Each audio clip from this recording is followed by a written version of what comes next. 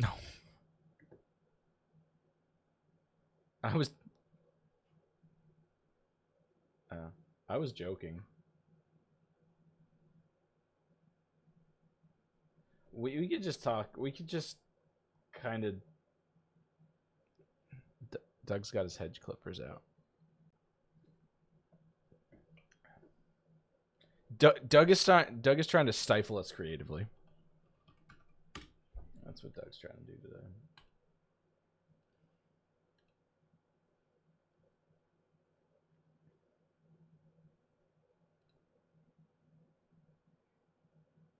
It's true.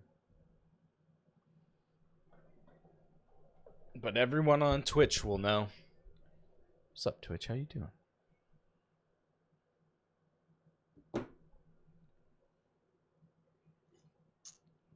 It takes like 15 minutes.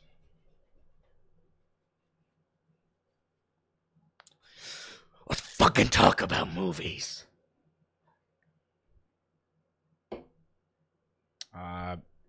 No one.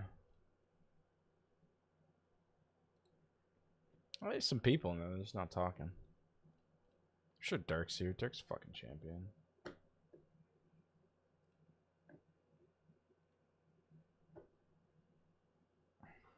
Yo, Dirk's here. Dirk's here all day.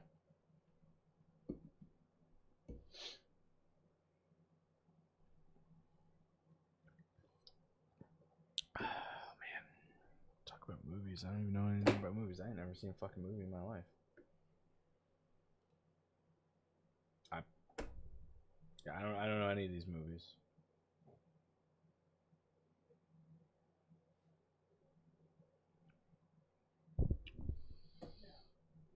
Yeah, what is a movie?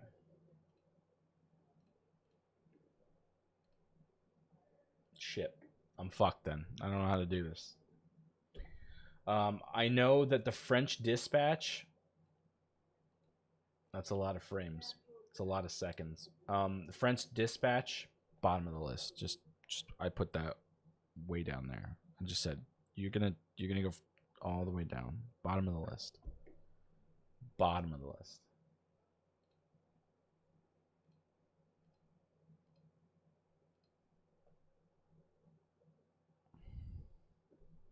It was like soggy bottom. Oh wow, I got that right. Yeah.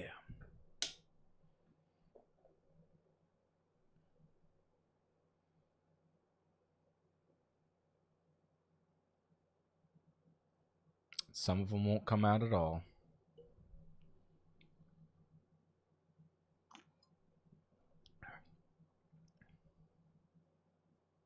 Like, yes, kind of, because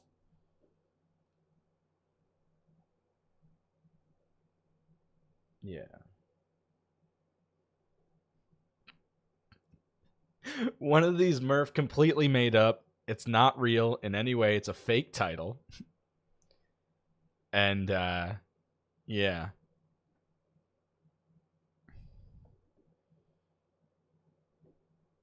Oh fuck, okay.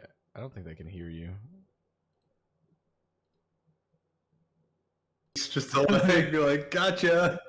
Licorice pizza would sound like the one that was made up.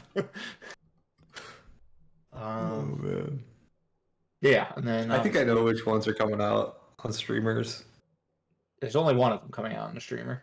Well, now like HBO Oh, I mean, Max, like, though. Gotcha. Day and date and all that stuff. Yeah. Clearly, yeah, so, HBO like, Max what, doesn't do any favors to people. Adam Sandler's VOD, not streaming, so you'd have to pay for it. Many Saints of Newark is HBO Max. Are we Wait, counting that VOD though? Oh, it's also. We're not counting what it makes on VOD. I'm just saying that like Oh. the same day it will be out on VOD. So just Down the keep in list mind. you go, asshole family. Apparently we Dune- can't hear Murph. Nah, I got it. Don't worry. Okay. Dune, HBO Max. Matrix, HBO Max. Spencer, my guess is it's limited before fully, but it's in early November, so it should go wide by Thanksgiving. King Richard, HBO Max, Encanto, 30 days, and then it's on Disney Plus for free on Christmas Eve. 30 days ain't bad though. No.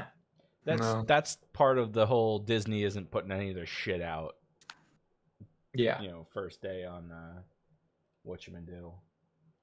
You know what? I can remove that news item since we'll mention it later. What did Clint Eastwood ever do to you, Murph? What are you talking about? Oh yeah, Where's Cry Macho? Oh, it comes It's out a this September movie. Yeah.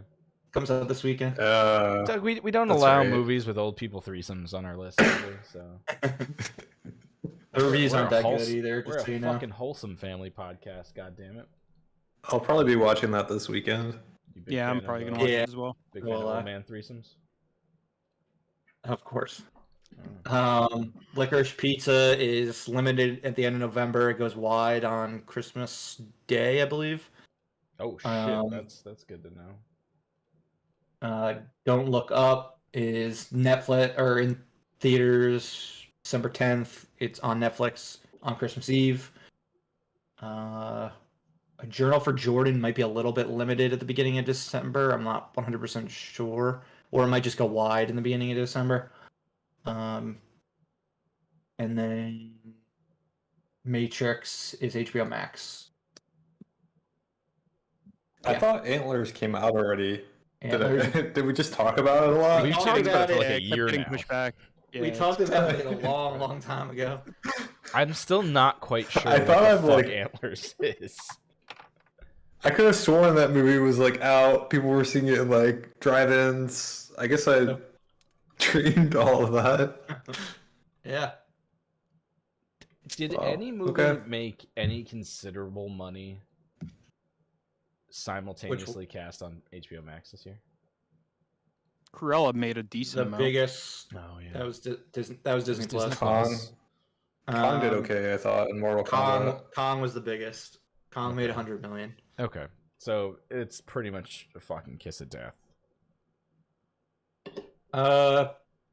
potentially. I mean, it's not the healthiest thing in the world for box office gross, and it tends Yeah. to correspond with if it makes a lot in theaters. It also gets a lot of viewers on HBO Max. Gotcha. Like Mortal Kombat was one of the highest, and I think that was their biggest one on HBO Max.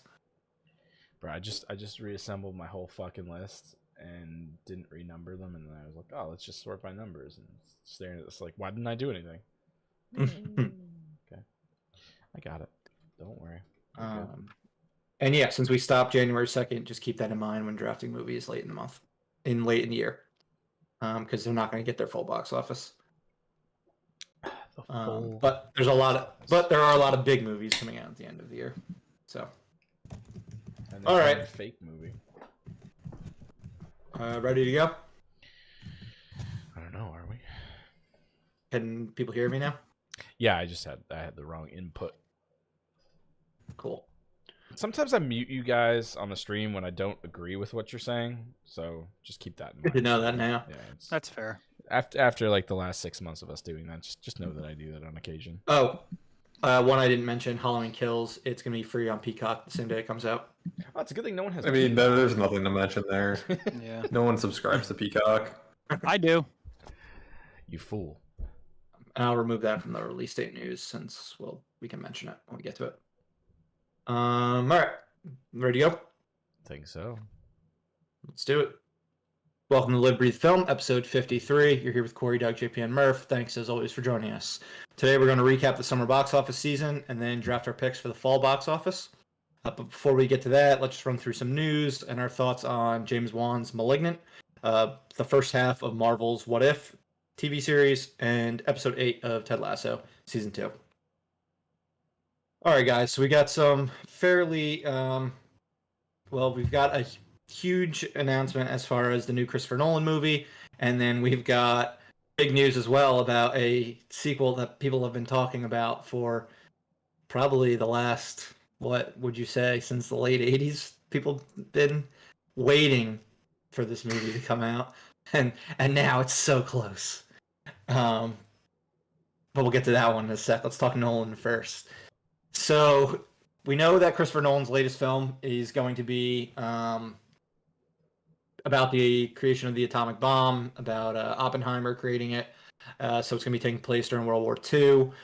We're hearing that it's potentially going to star Cillian Murphy, I believe in the titular role, if the film is called Oppenheimer, or else he's a supporting character. That might be isn't playing the confirmed bomb. yet. Maybe. That'd be a pretty big role for him. Yep. Step up from Scarecrow. Got more time than he did in the sequels. But we now know who has courted Nolan for this film to be released, because as we've talked about, Nolan's had beef with Warner Brothers for the past since last December of 2020, ever since they announced that all their films for 2021 would be released on HBO Max simultaneously with theatrical. So the three studios that we hear were in the running. Warner Brothers not even in the running. The final three were Sony, MGM, and Universal. Kind of surprised about MGM since Amazon just purchased them. Sony makes sense. They only do theatrical. They have no streaming platform. And Universal has one, but as Doug just joked about, nobody watches Peacock. So there's that. I was kind of surprised Paramount wasn't in the running since they partially released Interstellar. But then there was news this week that they're pivoting completely or they're pivoting to a more streaming focused company now that I believe the head of Nickelodeon is now going to be the head of Paramount Pictures. Oh boy, that's a weird. That's a weird choice. Yeah, that whole Paramount Viacom. He's always been in the family, but now since they are doing that move to streaming, I guess they want somebody who has more of a TV focus to be running things. Strange. But between that and other things, that probably is what took them out of the running.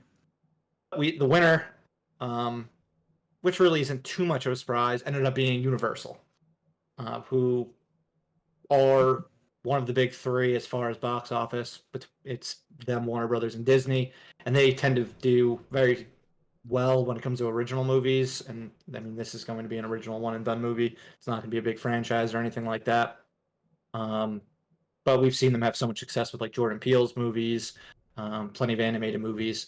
So what are your thoughts on him actually leaving Warner Brothers? Do you think it's going to be I'm just like leaving you for one movie and I'll be back for my next big blockbuster after I'm done with this smaller drama? Or you think he's done with Warner Brothers for good and going to stay with Universal? Did you hear what he supposedly wanted? No. So Hollywood Reporter came out today and they were talking about Nolan wanted total creative control, okay, 100+ day theatrical window, $100 million budget around there, equal marketing spend, 20% of the first dollar gross. I don't know what that means, but I'm assuming that's a lot of fucking money. He's gonna get 20% of what it makes. Yeah, and then a 3-week blackout period before and after where the studio wouldn't release other films. Wow, that's the craziest things that come out to me are the 3 weeks between other movies. Yep. And 100 days. That's not even a normal thing. Like it was 90 before COVID. Yeah. So this is what these were his like stipulations. Supposedly what he was demanding from all these people that were courting him. I think apparently Apple was in on it too, to a degree. Oh, okay. It wasn't just Warner Yeah, Brothers. I'm sure the streamers had tried because we had talked about how Netflix had talked to them in the past as well. It's like that's fine, man. If you got like a Batman movie, but like let's be real, an Oppenheimer movie's not going to be like a huge box office hit. It's going to be more like an adult movie, a thriller, something like that. Probably something that I would really like to watch because I'm sure nothing is going to happen, but there's going to be all sorts of horrible dialogue in it. I think he's fucking done with Warner. I think he's go fuck yourself. If someone's willing to give him that, then they're willing to give him whatever the hell he wants when he comes along with a blockbuster that's gonna produce you that kind of money. Because I think it's something like Dark Knight was, I think, like 185 million before marketing. I was reading. It's fucking wild, man. Insane. Yeah, no, Nolan's movies for the most part have been like $200 million type movies before marketing, and Universal like really doesn't spend that much money on like films. Like I believe maybe like Jurassic Park. Jurassic World 3 might be their most expensive one in a really, really long time. Like they typically are between 100 and 150 for their big movies. So like 100 million ain't crazy. No. Even with the marketing, like 200 million But if isn't you want crazy. to foray into big budget movies, having Christopher Nolan's not a bad fucking thing to have. Yeah. Especially if you bend over backwards and let him have whatever he wants, which it seems like he gets like a stake in the studio at this point. Exactly. I mean, his movies all are fucking massively successful. Yeah. So. But yeah, it's gonna be interesting to see, and like based on that 3-week release, like before and after, when the fuck you put it out, it kind of limits when you can open your movie. If it's like is a real thing, like bro, usually his movie comes out in summer, February, dude. Yeah, exactly. Like that's gonna have to be what they're gonna need to do, because otherwise like their entire strategy has to be like formulated around him. Yeah, like let's say you open July 4th, like you can't basically open a movie in June or most of July. That's horrible. So like, yeah, I mean that's just. I wonder if they try to go back to the table on that. Yeah. Man, but being he really took that box office hit from Tenet real to heart. If that's really what he wants, it's a bit of an overreaction. But the crazy thing is, Tenet's still like one of the biggest movies of the past 2 years, like worldwide box office. Like despite the fact that it came out in like when things were still like real bad, it did surprisingly well. But yeah, maybe they'll release not it as well though. Like I don't think it would have. I think it would have done a lot better had they held it. Yeah, agreed. Like, I don't think Nolan was right on that. I think we'll see. I think if No Time to Die comes out and fucking bombs, then they probably wouldn't have. Because that's, I feel like, equivalent in nature of like how big the movie would be. It's same kind of genre. And we're going to see if No Time to Die being held for that long is going to be a really bad decision or a really good one. Yeah, and then maybe this movie will open in like November, kind of like Interstellar did, because I feel like a straight drama was probably better for the end of the year. Like, because this isn't like, Dunkirk was a straight drama, but it was a World War II movie, like an actual war movie. So like that gets like more younger people in the seats. So it could be a borderline award season movie too, maybe. Yeah, exactly. I mean, Cillian Murphy's a great actor. I mean, I'm sure they'll surround him with a ton of talent and. Michael Caine. We know he'll be in it. Of course. So a lot of the usuals. Who's a fat guy that Christian Bale can play? Throw him in there. Fat suit now though, because we know he's not going to gain too much of that weight again. That's true. Good for him. All right, and then the other film that I was alluding to that people have been waiting anxiously for since the late 1980s is the sequel to Ivan Reitman's Twins. They've been talking about this for a long time, that when they did Triplets, the sequel, it would be Arnold Schwarzenegger, Danny DeVito, with the addition of Eddie Murphy. We have now found out that Eddie Murphy, too big after Coming to America, apparently. They will be going with his Coming to America co-star, Tracy Morgan, instead. Oh, that's similar. So, yeah. Their goal is to get this filming in the beginning of 2022. Danny DeVito and Arnold Schwarzenegger back, Ivan Reitman back to produce and direct, and Tracy Morgan filling in that third slot of the triplet team. Did they say what happened? Why Eddie Murphy dropped out, or why he Two in demand post delusions of grandeur? So money. So he wanted more money than they were going to. Yeah, I mean the plan is, if it wasn't for COVID, he'd be doing stand up already. So he's gonna be busy doing stand up. He's supposed to be doing Beverly Hills Cop 4. Yeah. I don't know what else he's got on his plate, but yeah. He's unfortunately not going to be involved. I mean, I was super hyped about the idea of Triplets when he was a part of it. Not super hyped now. I will still see it because I think Danny DeVito is even funnier now than he was in the 80s. And Arnold's Arnold. I'm seeing those two together is going to be a blast again. Julius is one of Arnold's funniest characters. Or Julian. Is it Julian or Julius? Julius is Julius, I think. Is Danny DeVito, I'm pretty sure. Or he just says Julius. It's my brother Julius. Yeah, Yeah. So I forget what Arnold's name is, but really funny in that movie. His name. But No, what do he is Julius. Sorry, Vincent. He is Julius, okay. Vincent is. Vincent, yes. DeVito.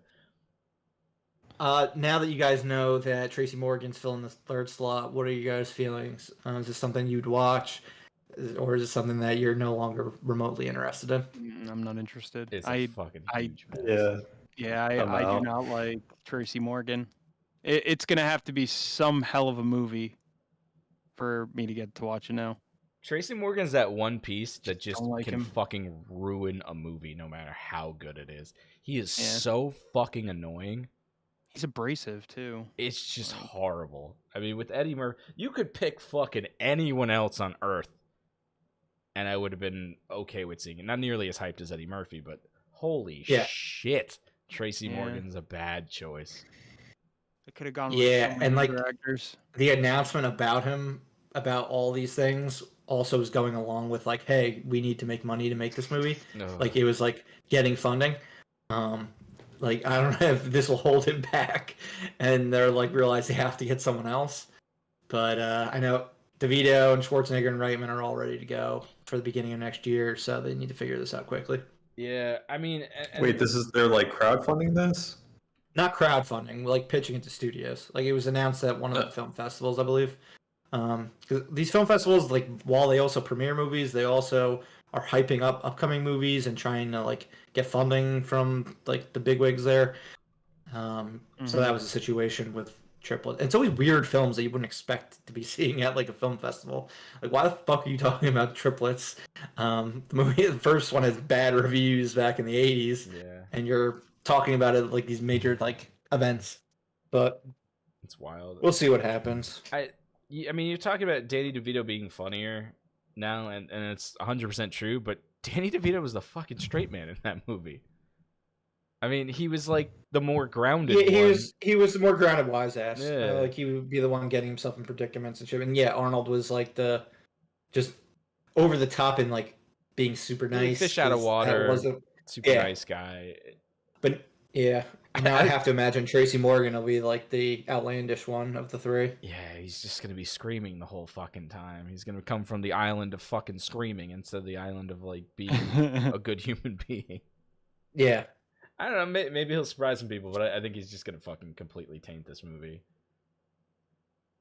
It'd be a nice surprise, but yes, I'm leaning towards you being correct that he will tank the movie. There had to be other people that could have been in this movie that were just better choices all around. Yeah, basically anyone. Yeah, I'm having a hard time thinking about it, but we'll talk more about it when we know literally more. anyone. Yeah. Well, it clearly had to be a black actor because that's what makes it funny. Because you're pretty much just you got tall Jack dude, short fucking dude. Like it makes perfect sense that it would be a black actor. It's fucking hilarious, but goddamn, it's just not Tracy Morgan. Like, do you just go with like Samuel L. Jackson? Like he's in the age range. Or is he just too similar to Danny DeVito's character? I don't know. Snoop Dogg. I was thinking Billy D. Williams, but Billy D. Williams is like 10 years older than those other two. But like, granted, Tracy Morgan's significantly younger than both of them. Yeah, but he looks like shit, and I think that's why. True. Because like Eddie Murphy looks like he's 10 years younger than all of them. He might actually be, but I mean, Eddie Murphy has found the fountain of fucking youth. But he's just been around for as long as they have, so it's like he's around longer than Arnold, less than Danny DeVito, but similar amount of time. Ernie motherfucking Hudson. Pull the goddamn Ghostbusters card and replace Eddie Murphy with Ernie Hudson again. It was gold back in the 80s. It'll be gold now. There you go. Man. All right. Next up, we've got box office. We'll be talking about our thoughts about Malignant pretty soon. But let's just talk really quickly about how it did on opening weekend, which was poorly. It opened in theaters and HBO Max simultaneously. Only 5.6 million opening weekend.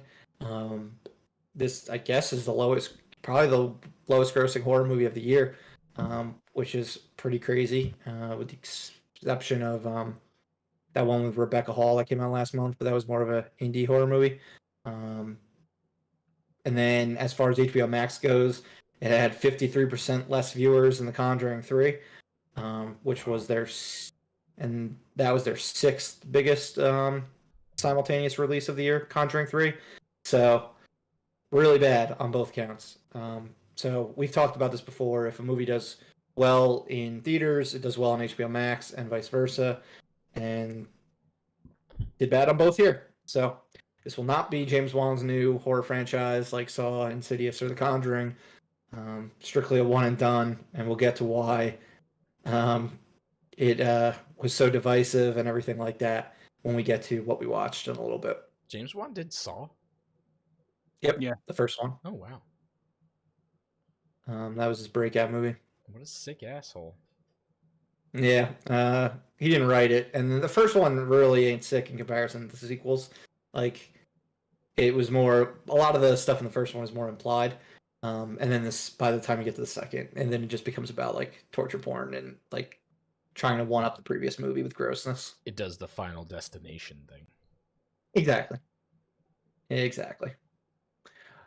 All right, then with the release dates, we got 4 updates for you.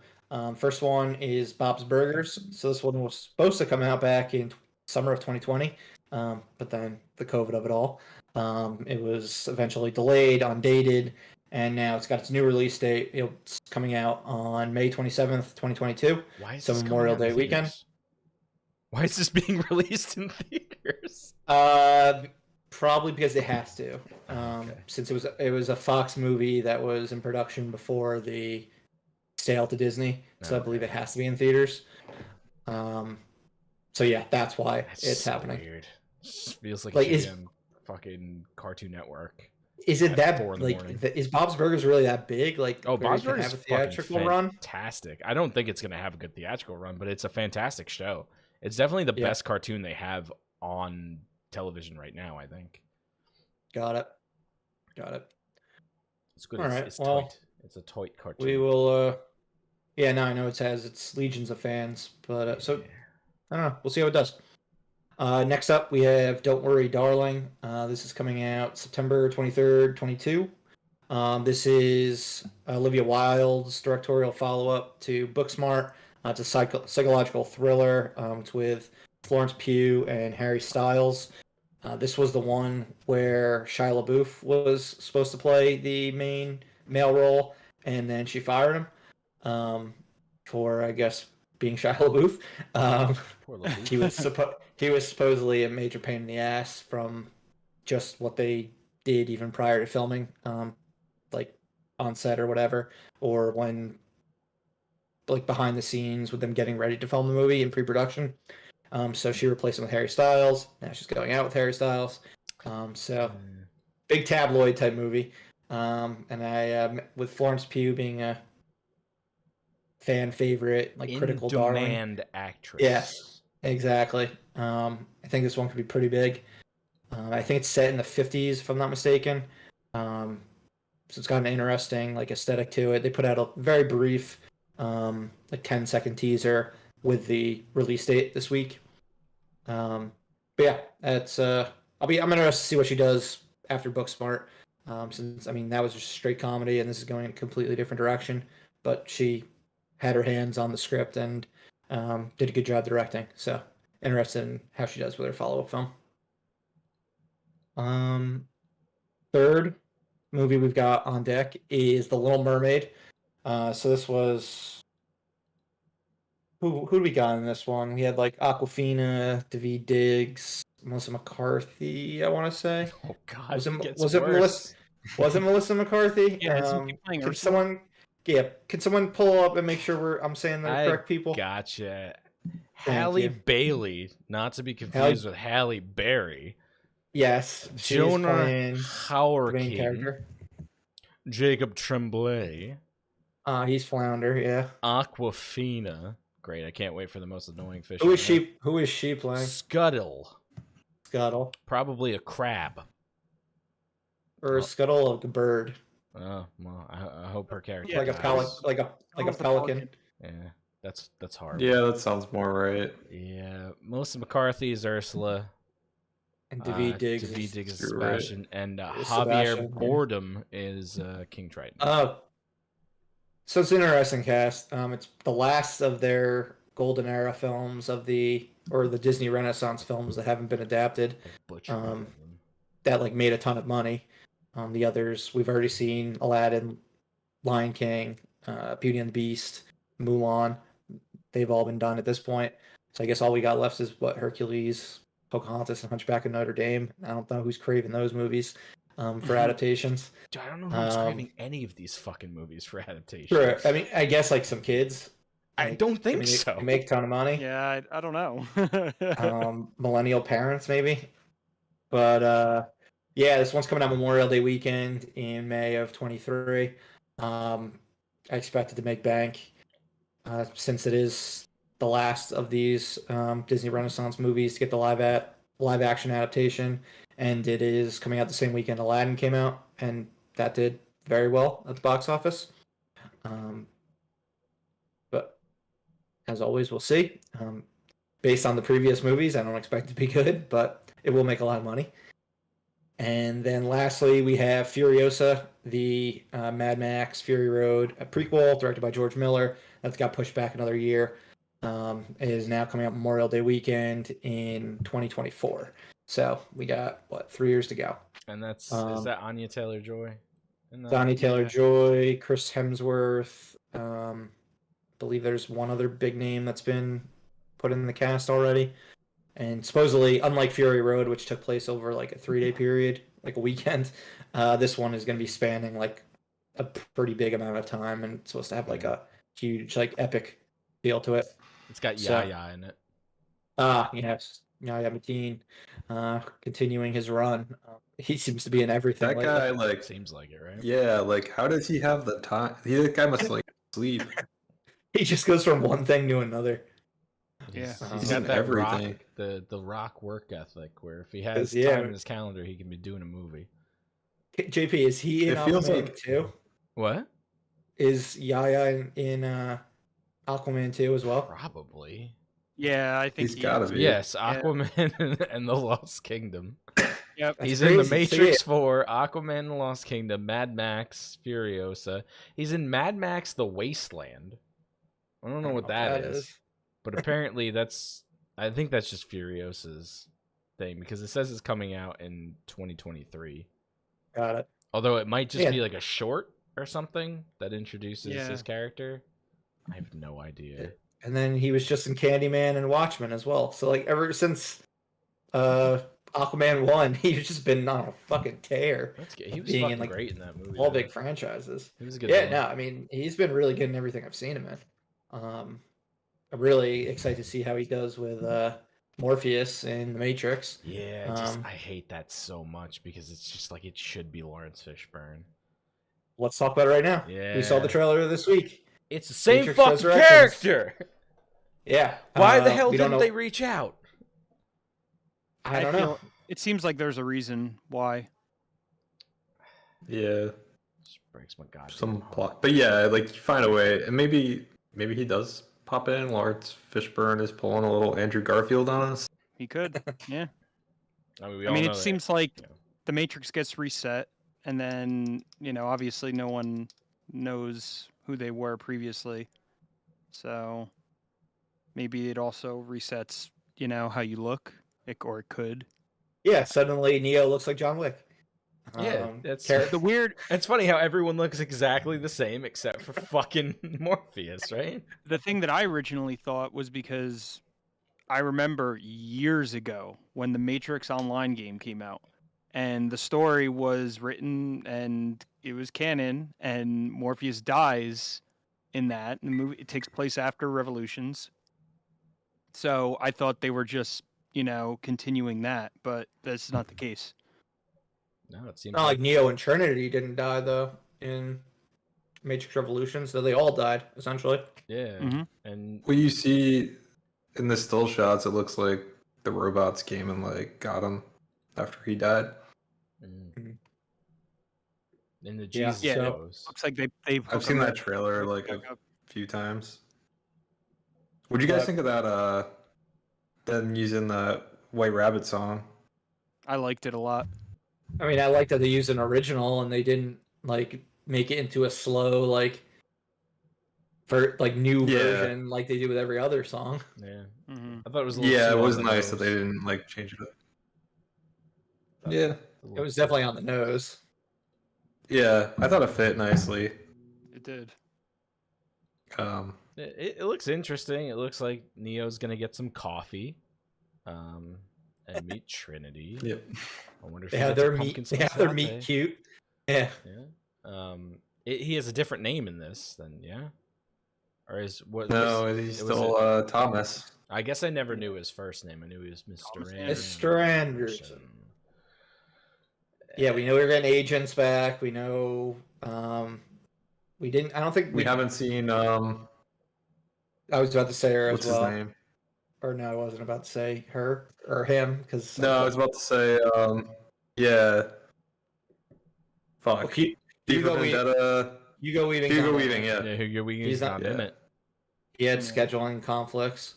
What is Hugo Weaving even? It was doing? like what I Is think, he like? He does I a lot of think- voiceover stuff, I think. yeah, I don't know what he was doing at the time, but yeah, he's not in it. Yeah, I think the only other returning character is Jada Pinkett Smith, her character from the sequels. She was in the Niobe. movies? She was in the sequels. I thought she was just in the Vigi games. She was in the video games too. She didn't have like a huge role. Yeah.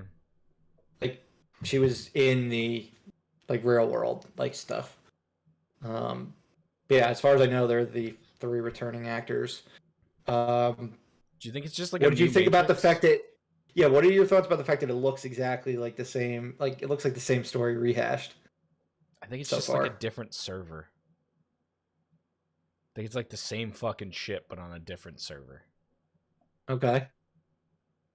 And All right, maybe that's like interesting. I've read a little bit into people going crazy about this shit, and like maybe Neo's not actually Neo, but I could like see that. it's someone that is Neo in the Matrix They're or some twist. shit like They're that. they are twisting things. Like they're not Yeah. showing us what this movie actually is yet. There's also a not at shot all. in the trailer where they're showing the original Matrix movie in the Matrix. Okay. I don't know. It makes my brain hurt to think about shit like that. So I don't do that. But I've seen it. Yeah, it's I like- mean, I read this past week. Anyone hoping for like a Force Awakens type movie that's just gonna like do the Yeah. greatest hit, like the first movie, are gonna be fucking pissed I'm that's so like, not happy what it's this not is. So happy. Yeah, no, I'm happy as well. Like if they're gonna do this, well, I want it to be something fresh and exciting. What if they just retcon the last 2? And this I'd be takes cool with that place too. right after the first one, but they catch him and just wipe his fucking memory. I mean, sure, you can take away the sequels. That's fine by me. Yeah, I don't think anyone would miss them. Yeah. But I don't think they'll do that. I think they care about their work too much, which is kind of it's only one of the other Wachowski sibling is dead, correct? No, No. the other They one didn't want to do it. Okay. Yeah, Yeah, They said they weren't that like interested. they didn't. Yeah, that it was too much like going backwards into their past and What the fuck do they do now? Didn't wanna Besides that awful Channing go in Tatum? that direction. I I think it was like a part of Netflix it was show, like it was right? pre-trans. Oh, Oh, I don't know.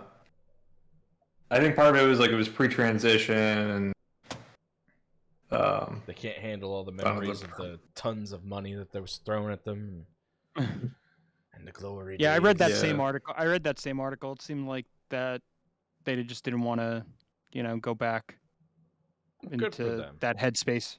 I have no fucking idea which one it is. I Yeah, also they're- could never tell them apart to begin with because they were just like always doing everything together. So They're a lot easier to tell apart now. I truly, even before after trans, I have no fucking idea what they looked like. Yeah, I just assumed they dressed like Neo. Lana Wachowski's directing this one. I don't know if that was Larry beforehand. And then the other one is yeah, I don't remember who the other one is, but Tangled Web. the one with like cool, like interesting, like colored braided hair is the one directing this one. And then the one who's more like overweight is the one who's not doing this one. So that's how I define them as I mean, that's based on how I can physical picture them apart. characteristics. Yeah, it's typically how people notice people and figure out who they are. I tend first. to describe people based on their souls, Murph. I don't know about you. That's true. I look beyond Alright, the flesh. Lon is the one who wants to go back to the past, and the other one is who doesn't want to go back to the past. Lana's the one that likes truckloads of money being delivered to their house on a regular basis. Now I'm like really interested in who the other one is. Lana Wachowski and Lily. Okay, and Lily was... Which one was Lily? Lily was... Who the fuck is it? It's like very difficult to find this information apparently on Wikipedia. Yeah, I just assumed Looks like the Matrix. Lana's the one that's directing it, right? Yes. Yeah, I think that's the skinnier one. Yes. The pink. What was Do Lily's? we not know that person's name? Well, no. Larry's the skinnier one. Yes, and Lily Wachowski was... What was her original name? Like her born name?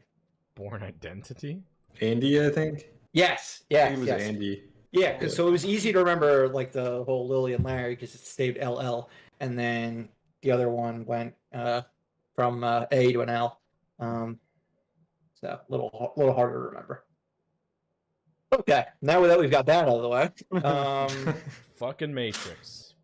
yeah, no, I mean they make fucking interesting shit. So like I like their body of work overall, and it's exciting they put out new stuff because like they try new shit. And I've never seen the Speed Racer movie, but I hear it's really fucking cool. Did any of you guys see that one? No, Kyle fucking loved it though. No. Which movie? Was in it. Mm-hmm. Speed Racer. No, I actually been thinking about watching it recently, but I haven't seen it. Yeah, I remember it looking like I was like, this looks terrible. I heard it was really good though. Yeah, if you like Speed Racer. What?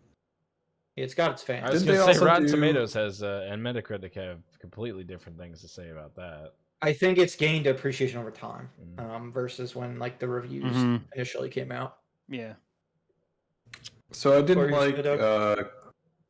I didn't like Cloud Atlas. I didn't like Jupiter Ascending. I thought both movies were kind of crap. Ascending, I didn't like. Dude, I like Cloud Atlas a lot. I didn't see Jupiter Ascending. Wasn't good. Yeah, one of our friends actually texted me a couple weeks ago, and he's like, "What are your thoughts on Cloud Atlas?" I'm like, "Good movie, I liked it." And I'm like, "Why?" He's like, "Oh, well, one of my new coworkers said it's in the top 3 Tom Hanks movies." I'm like, "Okay, well, that's an overstatement." It's insane. Yeah, like it's a good movie, but it's nowhere near Tom Hanks' top 3 movies. Yeah, it is not even a Tom Hanks top 10 movies. It might be a top 3 Halle Berry movie. Yes, that's actually probably a fact. But yeah, I mean, Tom Hanks is GOAT, so. He does. All right, now that we've gone on the major aside, we'll talk about Matrix more when we see another trailer. Probably won't be until, I don't know when, November probably. And we'll talk a little bit about it more when we do our fall draft in a little bit. The other trailer we've got this week is the latest MCU TV show, Hawkeye. 6 episodes. It is starting November 24th, I believe, day before Thanksgiving, and is ending right in between Christmas and New Year's. The reason for this is because apparently it's a major holiday TV show. I don't think any of us were expecting the trailer and the poster that we got this week. No. Which makes it look like this like fun, holiday themed, New York set action adventure series. With obviously Clint Barton, and then with Kate Bishop in the supporting role.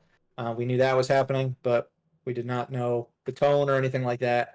And looks fun and different than anything that they've done so far. I'm sold. Yeah, I thought it looked entertaining. It's kind of like felt like Die Hard a little bit, where he's like trying to. that time of the year. He's trying to like get rid of Dispatch with the bad guys to like have Christmas. Are we trying to get into a fight right now that Die Hard's a fucking Christmas movie? Because it's not. It's too early. It's too early in the year for that. You know my stance on that. Not even saying it again. That's fair. Yeah, I mean, my immediately thought went, I'm like, all right, well, they can redeem Iron Man 3. Well, not redeem that movie, but do a good holiday thing. And then they're really going to have to go toe-to-toe with Batman Returns when it comes to comic book set movies in the holidays. Dude, I watched Batman Returns last week. It's a fucking banger of a Christmas movie. It is. That movie's so fucking good. I love that movie.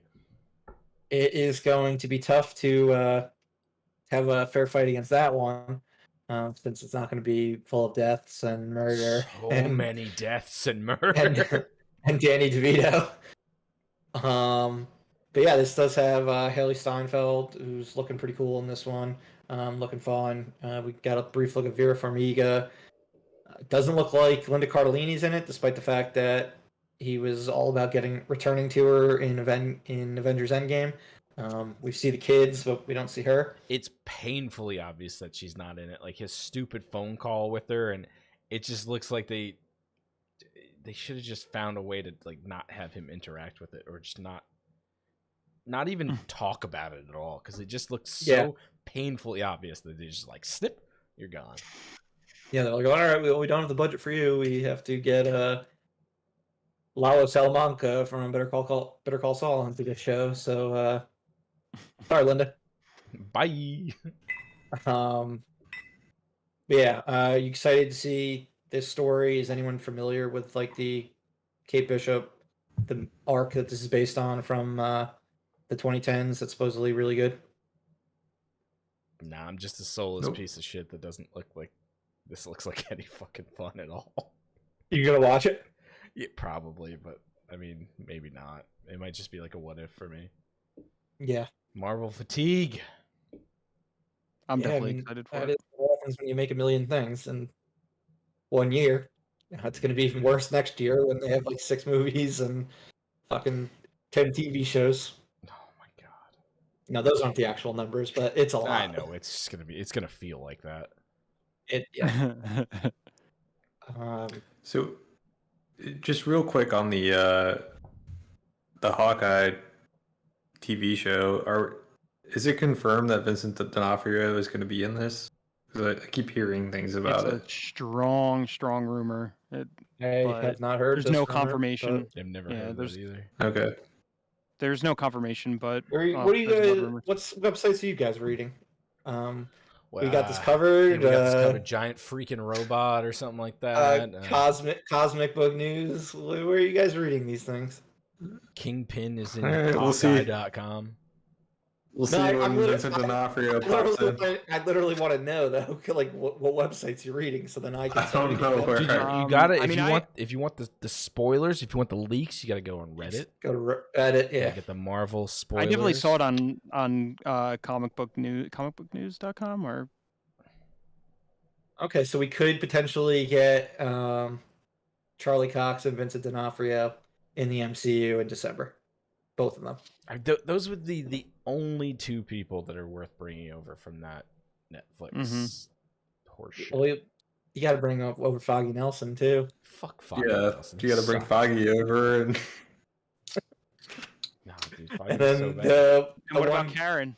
Yeah, and Karen Page. You can bring the 2 of them over as well. You don't need to bring over Elektra because she was from that terrible season. Oh god, that was so bad. Bring back that terrible miniseries. Dirk makes a good point. Tom Jane is Punisher. You got to bring him back too. Oh, John Bernthal, man. Tom Jane. He just wants his fucking kids. Dolph Lundgren, bro. Bring them all back. I mean, we're going into the multiverse. Why not have them all? Yeah, there's no reason you can't. God. They're opening up that can of worms. They could bring back anyone. I guess. Yeah, we'll see what happens. I mean, John Bernthal seems like he'd be likely just because he was very well received. The show was pretty popular, and I think he he's said that he's definitely the interested. biggest actor of anyone that's been on those Netflix shows. It just doesn't fit the Disney mold, though. It most definitely does not. No, it does not. What's your You throw him in, superpower? like- Fucking murder, you know? You throw him in My Deadpool 3 or superpower. something. I murdered. That would be the people. only thing he would fit in. Intense murder. Alright. But yeah, we'll talk more about Hawkeye and Vincent D'Onofrio and Charlie Cox come into the MCU later this year. When's this come out? Does it actually come around Christmas time, or is this like a fucking Ted Lasso Christmas bullshit thing? Premieres December. the day before Thanksgiving. It ends Okay, the week between Christmas and New Year's. that's fine. I'll allow it. Yeah. It meets the holiday requirements. Not too early, and it's just when it's supposed to. All right, let's talk about what we watched. First up, we've got James Wan's *Malignant*. As we alluded to, it's divisive. It bombed. Let's talk about why. Doug, Corey, and myself have all watched it. JP has not, but we are looking forward to telling him what exactly went on in this. Yeah, tell me about the Complete- spooky stuff. I don't think it. They're fucked up movie. It's not. I There don't is no think it- spooky stuff. There's Yeah. no spooky stuff. I saw a brain, Doug. That's pretty spooky It ain't to me. scary. Yeah. I don't It's think this not- movie it's not, bombed. Like, it's not that kind of movie. It Um, didn't bomb. no. I don't think this movie bombed because of how weird it was. I don't think that was part of it. I think it just like people were just not interested in going and seeing our movie at this point in time, and it was also on HBO Max. Yeah, but they didn't even watch it on They HBO didn't watch Max. it. That's why we're saying it bombed. So we're gonna just like we've got to just like talk spoilers, right? I mean, if Oh, someone yeah. wants to see this movie, Oh god, I guess and they haven't already. I mean, yeah, I guess throw the Shang-Chi spoiler spoilers. banner up because. But before everyone runs away that doesn't want spoilers, I mean, there's no reason to want to care about the plot of this movie. You can explain the It's plot. kind of though. ridiculous. What? Kind You of. can You can explain the plot for this one. Where do I? Tell me about where the do you Malignants, start? Doug. I mean, we have that great opening that takes place at like a hospital, I guess. It's a Yes. really like towery A hospital in the middle evil of air right, hospital. right on a cliff. Oh, Couldn't be any more of a spooky evil hospital. so it's a medical drama. Yes, it's like Grey's Anatomy. Yeah, and we get like all the worst acting occurs during that like scene. Yeah. It's like a flashback scene, That is the worst. and they're like it's like a camcorder, something like broadcast or like recording like oh shit, like things are going down in this hospital, like electricity is being controlled terribly. We've got to get rid of Gabriel, I guess I don't know if she says that at the time, but whatever. We gotta cut And the then cancer out. got to cut the cancer out. And then it just like flashes to present day. And we've got I mean, we want the play-by-play. On Did they get the cancer out? I need to know. I need to Doug, know. A synopsis. Why are you recapping the whole Yeah, why are movie? you recapping the whole movie? Tell me what happens Because next. Doug. there's so much. There's so Alright. much like. So, JP, the gist of it is that the main character, she It's a she. Okay, she how was old? yes, She a child? well, she was in a mental or not a mental. She was in a hospital. Just like a until- hospital, like a creepy hospital. Hospital. She was on in the a cliff? creepy. She was in a creepy hospital on the cliff Mhm. until she was adopted as a child, Oh. as like 10 years old, I guess. Do most people never get knew- adopted from hospitals? I don't think so. No, They but do. They go through the That's fucking- by far The ICU, and they're like, that's I'll the take easiest this leap one. You have to take. she Yeah.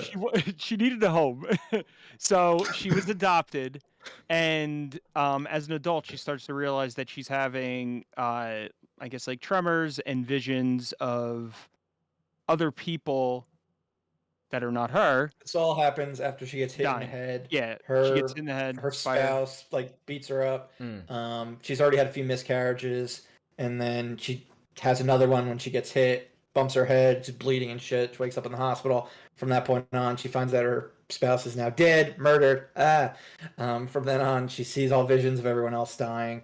Everyone is connected to her ultimately. Here, now explain the twist, guys. So she's had the worst life So- possible. You could have just said worst life possible. So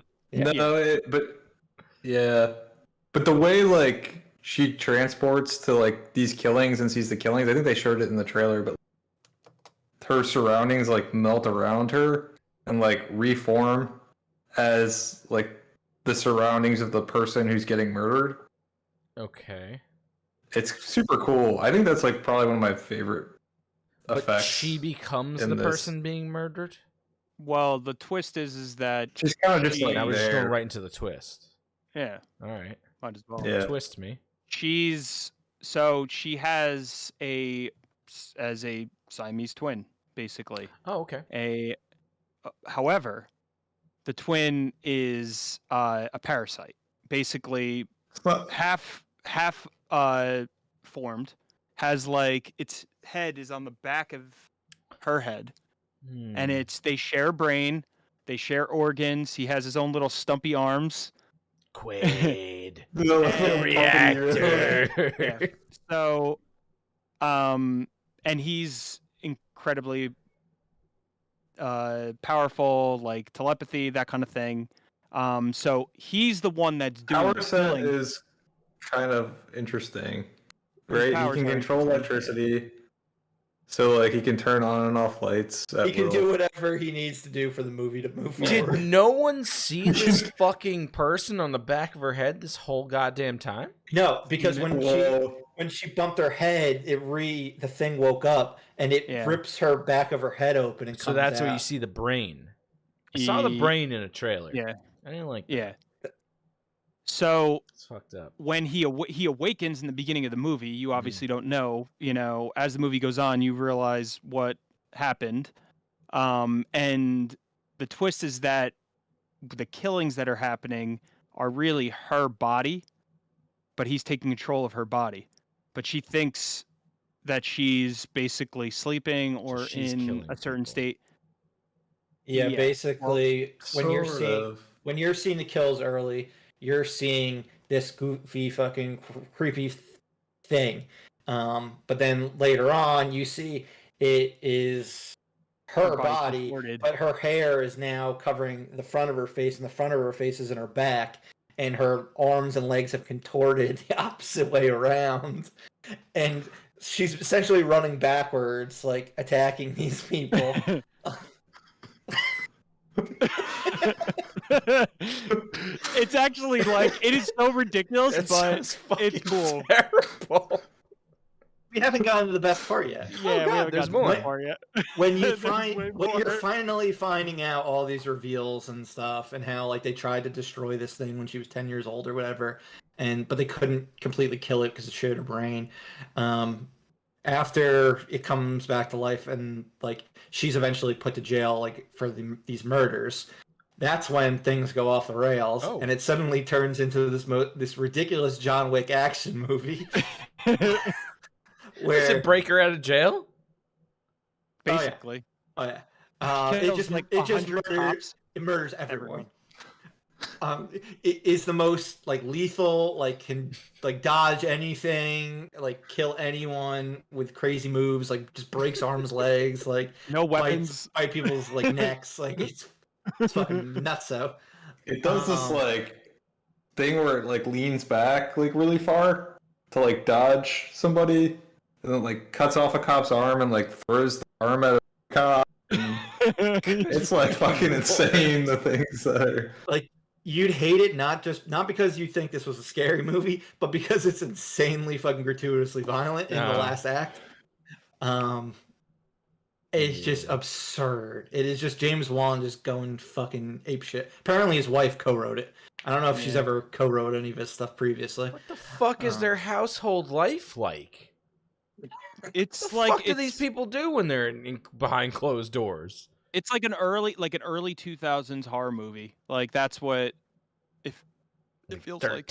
13 ghosts. And Ugh. the reason why she was having all those miscarriages was the parasite was feeding on the babies inside her. Of course, as they do. Gaining strength. So then finally, when that hit happened, and her back of her head's bleeding, and the fucking parasite's starting to come out, that was the reason why. He's like, I've had enough babies. It's time to come out.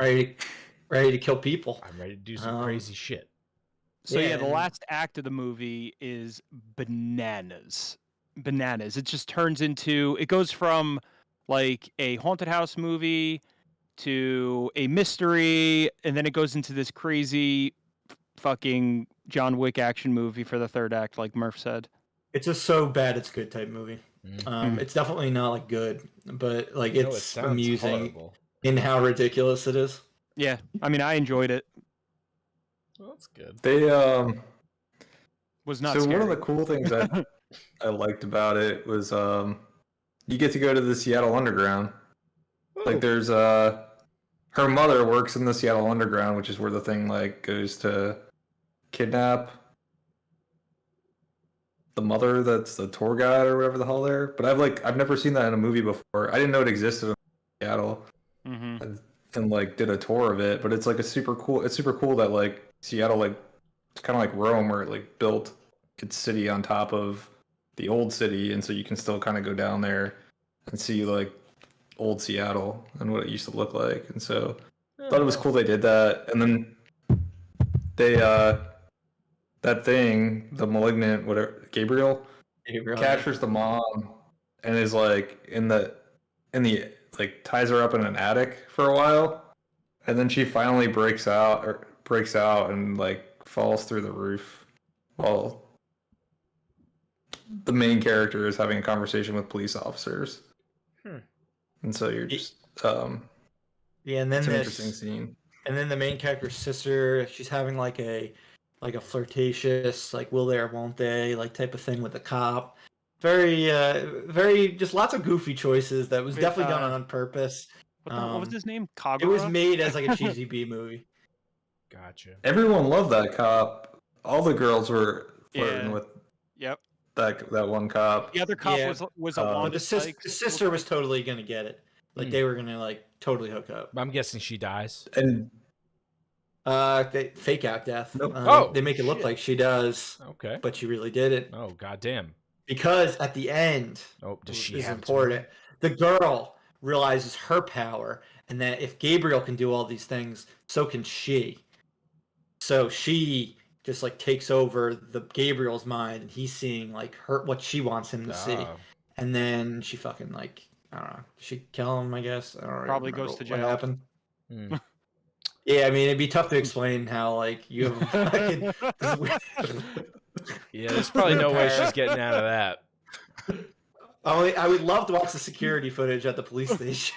Yeah. Oh my god. I mean, maybe Doug knows. How many something about people evil did she twin kill? fellas. JP, there's one. If there's anything that you should watch, go on YouTube at some point and watch it. There's one of the action scenes. She gets out of the jail cell, and then she goes into like the main part of the police station, and she decimates like 100 police officers in like 3 minutes, and it's like the most ridiculous, like flippy John Wick type of thing. No guns.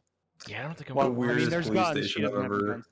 Yeah, it is a pretty It's a interesting very looking weird police station. Mm-hmm. It's like super dark and like like- there's it's like like a- chandeliers. Well, it's Seattle, right? It looks like an old school bank. But yeah, It looked really, like a museum. really dark. But yeah, that's Malignant. I Yeah. don't think. Do we have anything else to say about this one? Pretty predictable for the most part. Oh, they kept playing that fucking song. Sounds like Pixies. Where is Yeah, my mind? Pixies. Where's my head at? Or where's my mind at? Or whatever. All right, you thought the same thing. I said that to Corey. I'm like, the song sounds exactly like "Where's My Mind." Mm-hmm.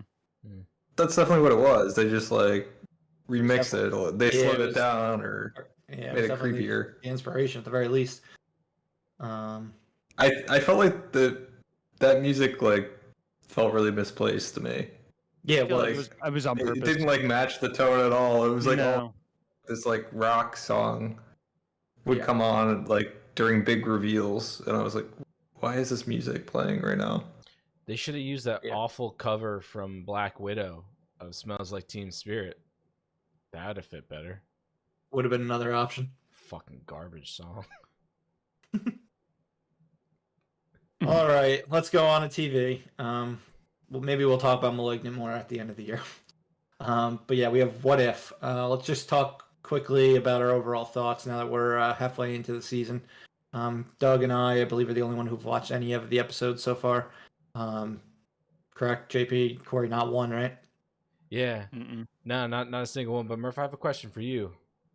Yes. What if you liked these shows? What if these shows were good? Yeah, I don't like this show. It's like definitely Marvel's biggest misfire in my opinion. They got too ambitious, too cocky. Yeah, I've watched the first 5 so far. 2 of them I kind of enjoyed. 3 of them I really fucking did not like. The 2 that I've liked the most are the ones that have strayed the farthest away from anything. Being those episodes being the one that with zombies that just came out, and the one where all the Avengers are getting murdered. The 3 I wasn't a fan of were the one that was essentially Captain America, but with Peggy Carter. The one where T'Challa is Star-Lord. And it's not really like Guardians of the Galaxy, but it has a lot of the same characters and everything. And then the one where Doctor Strange, his episode. Doctor Strange loses his heart. Yeah, I know me and Doug have a conflicting opinion on that one, so we can talk about that one probably in the most detail. But yeah, the 2 ones that I like the most are the 2 like ones where all the Avengers are fucking dying. They're definitely like the darkest ones. Well, the Doctor Strange one's very dark also. And they're also like I realized like fucking Hank Pym is like the villain of both those essentially. Like he's a direct villain in one of them, and then he is responsible for like the zombie outbreak in the other one, which is interesting. It was an accident, though. Yeah, it's an accident.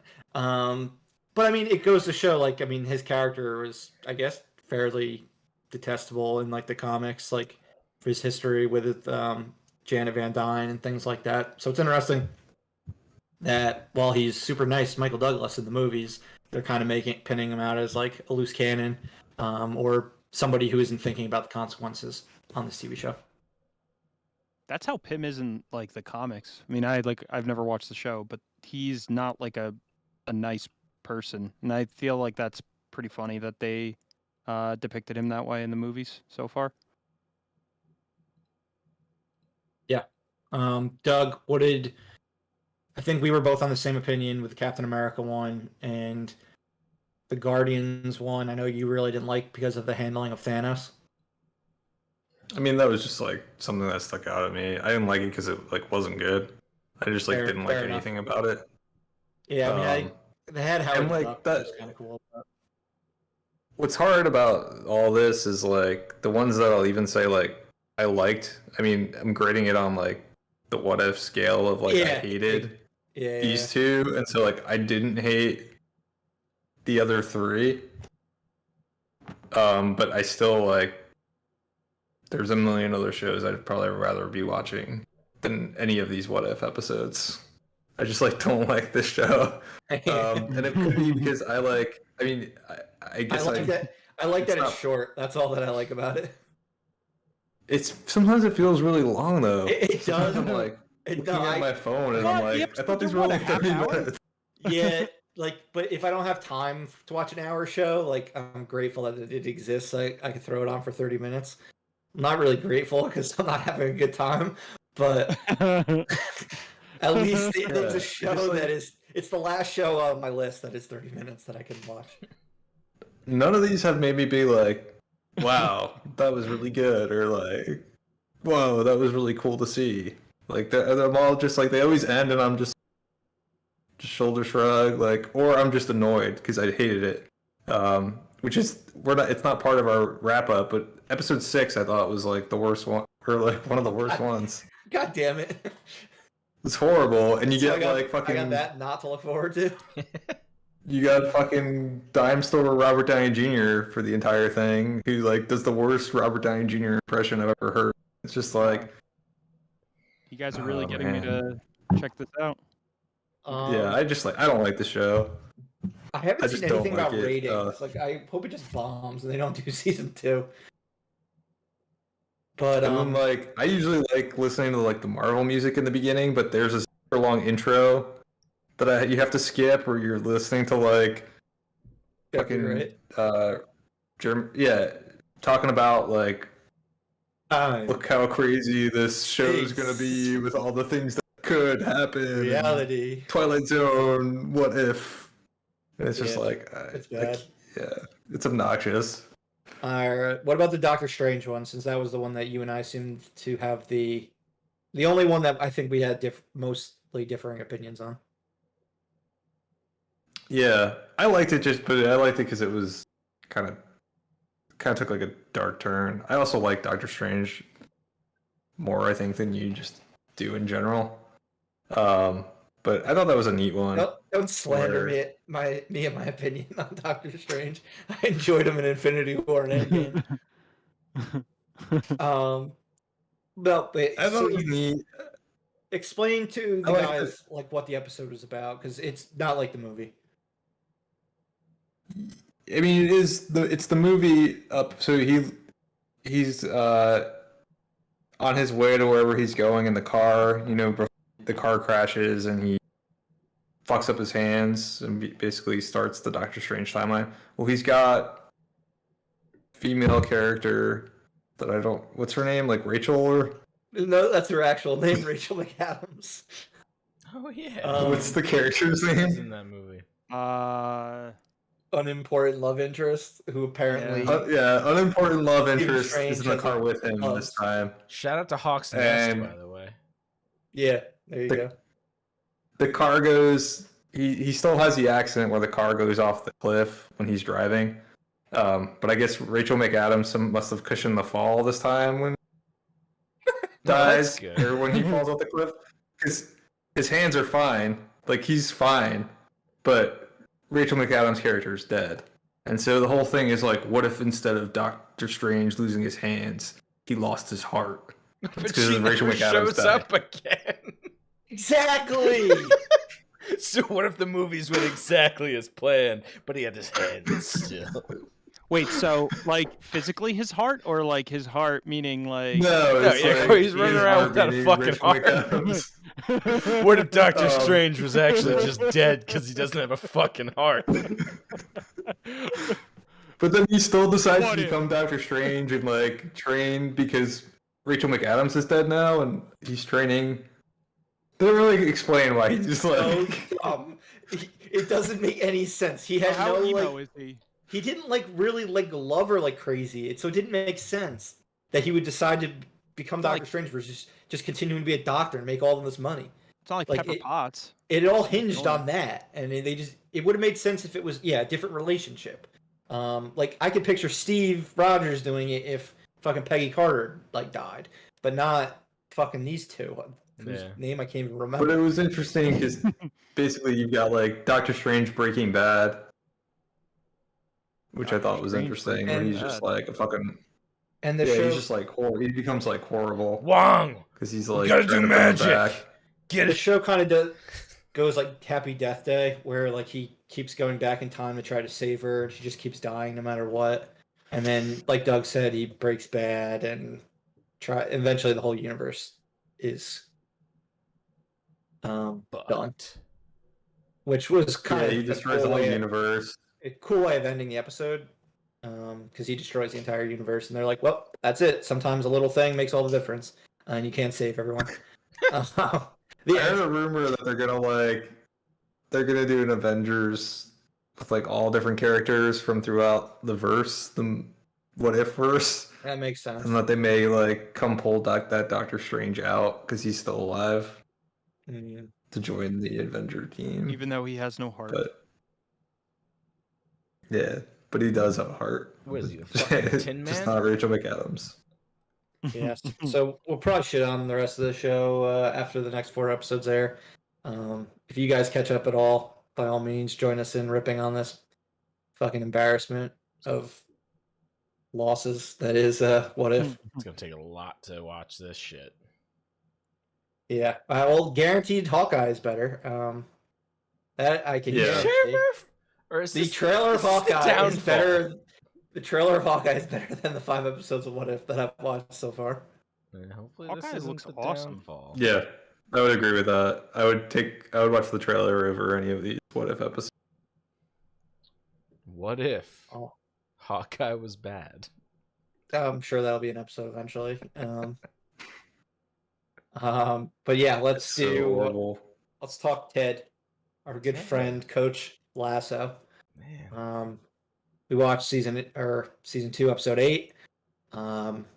This was another one where everything's coming into focus on what the whole season is kind of about, and dealing with a lot of like resolutions to things and more situations continuing to unfold and being a little bit more dramatic than what we're used to from the first half of the season. Yeah. We had Jamie Tart and confronting his dad, or his dad confronting him. We've dealt with Roy finally coming to terms with Jamie and using his parental instincts with Phoebe on him, on one of his players who he hated at the beginning of the season or for most of the season. We've got Ted finally revealing what initially drove him to be the type of person he is that bottles everything up, which is his dad's suicide. And finally really opening up to Dr. Sharon. And then we had the whole situation with Sam and Rebecca, them actually meeting each other on a blind date from the app, and eventually hooking up at the end of the episode. Yeah. How do we think all these things have paid off? Well, I guess we'll start with Sam and Rebecca. Do you think it was earned, or it's a little ridiculous? What are your thoughts? Kinda Seems odd. a little out of place to me. Yeah. I mean it's not a all they- place.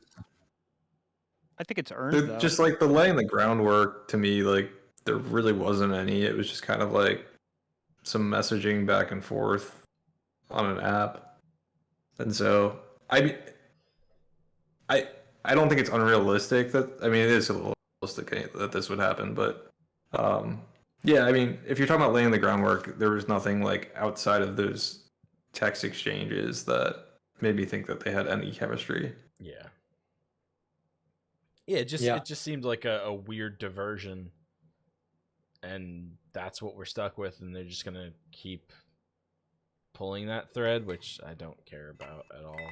Yeah, I mean, now they can have the drama between Rebecca's like goddaughter or whatever, because she like had that crush on Sam. They can do that. Yeah, but The only other is that something anyone really wants to fucking yeah, see, no, though? it's no, not at all. But yeah, there really hasn't been much groundwork. Like they've talked some like a little bit like throughout the show. Like Sam invited her to the when they were all throwing the things into the fire in season 1. But like Sam's just a nice guy, so like he would invite anyone. Yeah. So yeah, it seems so. Yeah, I don't think it necessarily has been earned, but we'll see what happens there. How about Ted and everything going on with him? Him and his really kind of like breaking down like emotionally and speaking his thoughts versus just holding things in and having a panic attack after their everything that happened with Jamie and his dad. Yeah, it was pretty wild. It's kind of a lot at the end of that episode. I felt like it was maybe too much at the end of that episode, honestly. And it was a long episode too. Yeah. It was like it was basically like an hour length like network show, like its length. And then like Beard walks off and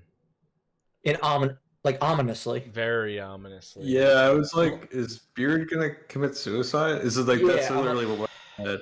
Yeah, I was like, is he gonna like get really drunk and like someone like hits him with a car or something? Like something like crazy happens.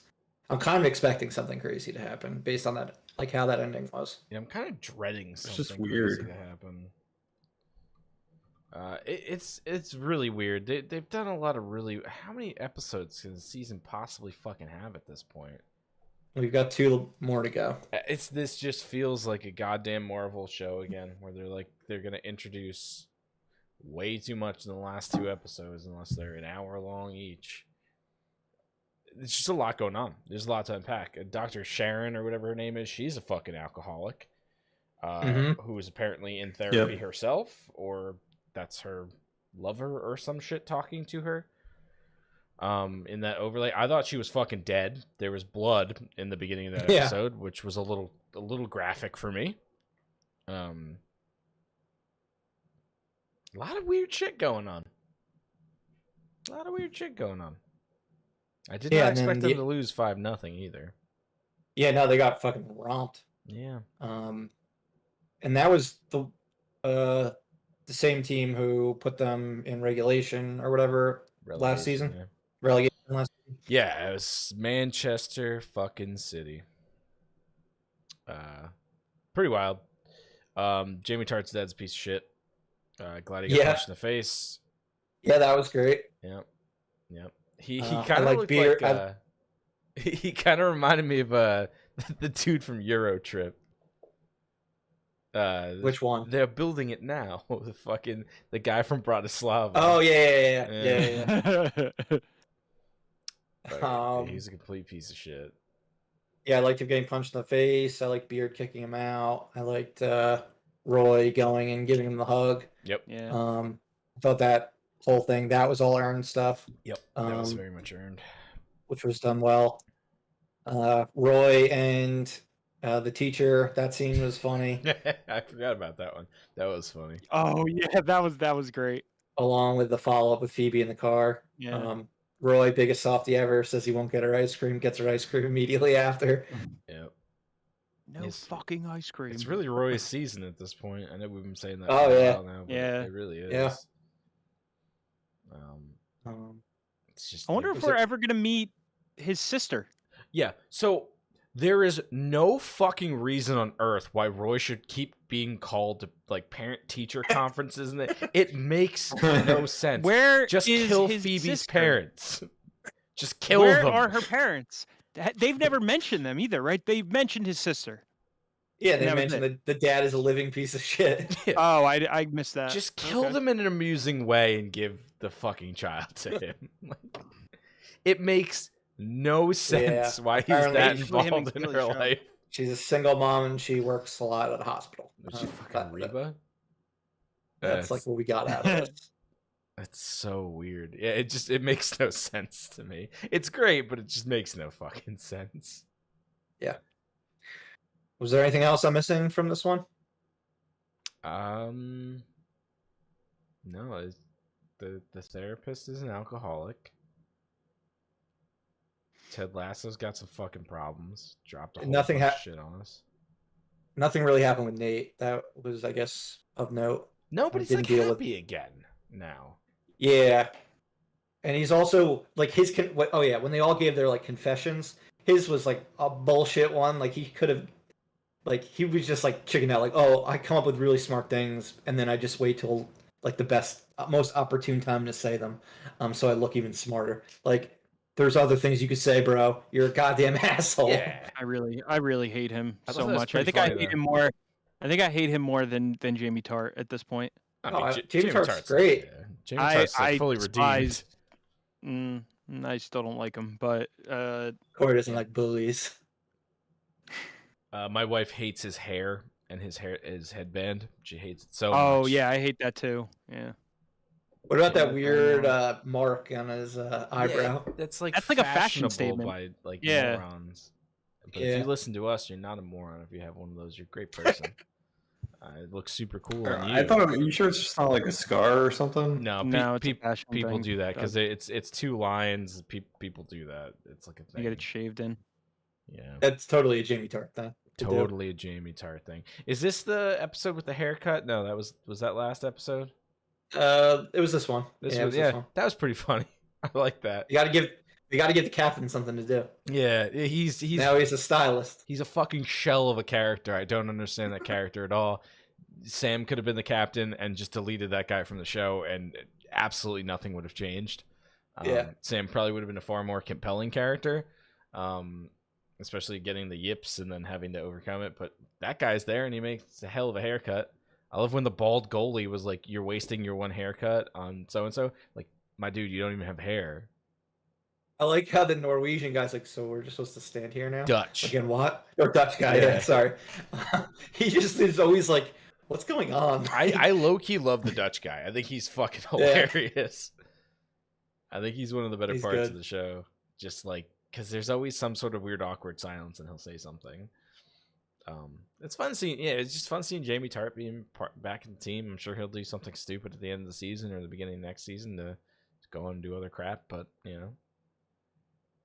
Yeah, they're making the drama more with outside things than like internal team issues, which is different from season 1. Mm-hmm. Yeah, we'll see. What's up, Corey? We have 2 episodes left? Yeah, and I would say I don't think we need to do predictions because I think it's been going. They're doing their own thing and things that we wouldn't necessarily predict right now. So maybe after the next episode, things will be more clear with what's going to go on for the finale. Like last year, it was like pretty obvious where they were going for, which was the relegation game. Yep. But right now, we have no idea where they're even going to get to into the season. Like, it doesn't seem like the season's going to be over in 2 episodes. So, also doesn't seem like they're doing well in this season. It seems like they just keep losing. Yeah. Yeah, I thought that was going to be their claim to fame, was that they were going to win the FA Cup and not win the championship league, but I don't know. I mean, they're probably going to end up doing a time jump. I'm sure. Yeah, sure. I didn't think about that. Yeah, they could do a time jump. Is the payoff even that they get back to the Premier League right now? I mean, probably not. What's the point of them being in the Premier League at this point? Yeah, I think you need another season for that. Yeah. I mean, we know it's coming back, and they're all making bank for season 3. So. Yep. Yeah. But yeah, maybe this one just ends like Friday Night Lights season 2, and it just ends mid-season. And season 3 is the next season. Yeah, granted, there was a writer's strike for that, but yeah, this is just, I don't know. It's less about the soccer right now. Yeah, definitely. It was in the beginning, like a little bit, because they talked about it a bunch, but right now it's more about all the fucking drama that they're trying to inject in my goddamn Ted Lasso. Everyone's demons. Get your demons out of my Ted Lasso. Exercise the demons. All right, then. We'll talk more about Ted on our next episode, which will be likely in 2 weeks. So we'll be talking about episode 9 and 10 all at once, actually. Crazy. All right, guys, I'm going to take a minute off, and then we'll go into the feature presentation. So if anyone needs to do anything, do it now. Do it now. Go try and figure out what fucking movies are coming out this fall. There you go.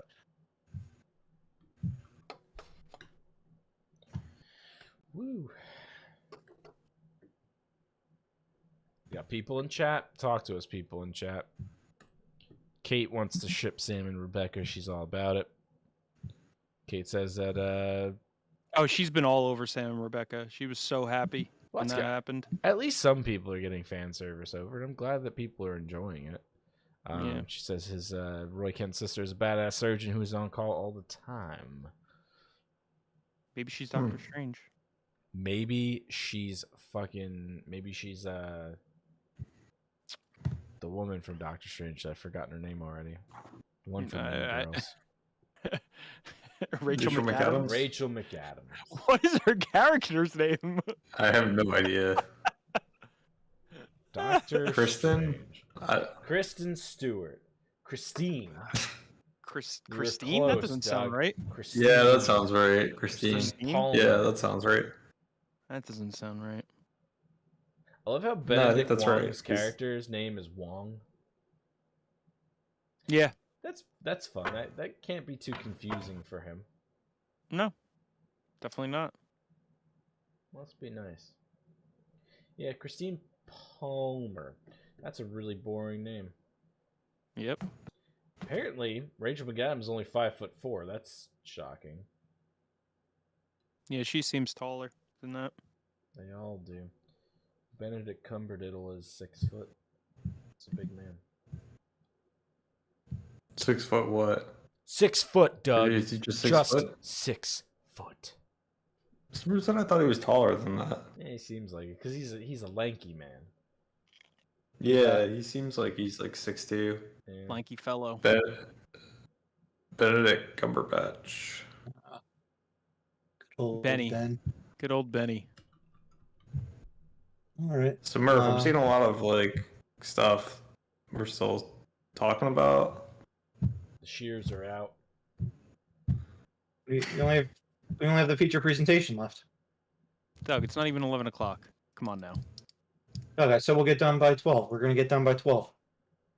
Don't you worry about it. Doug's like, can we just cut the fall movie preview? Yeah, I feel like that was a good episode.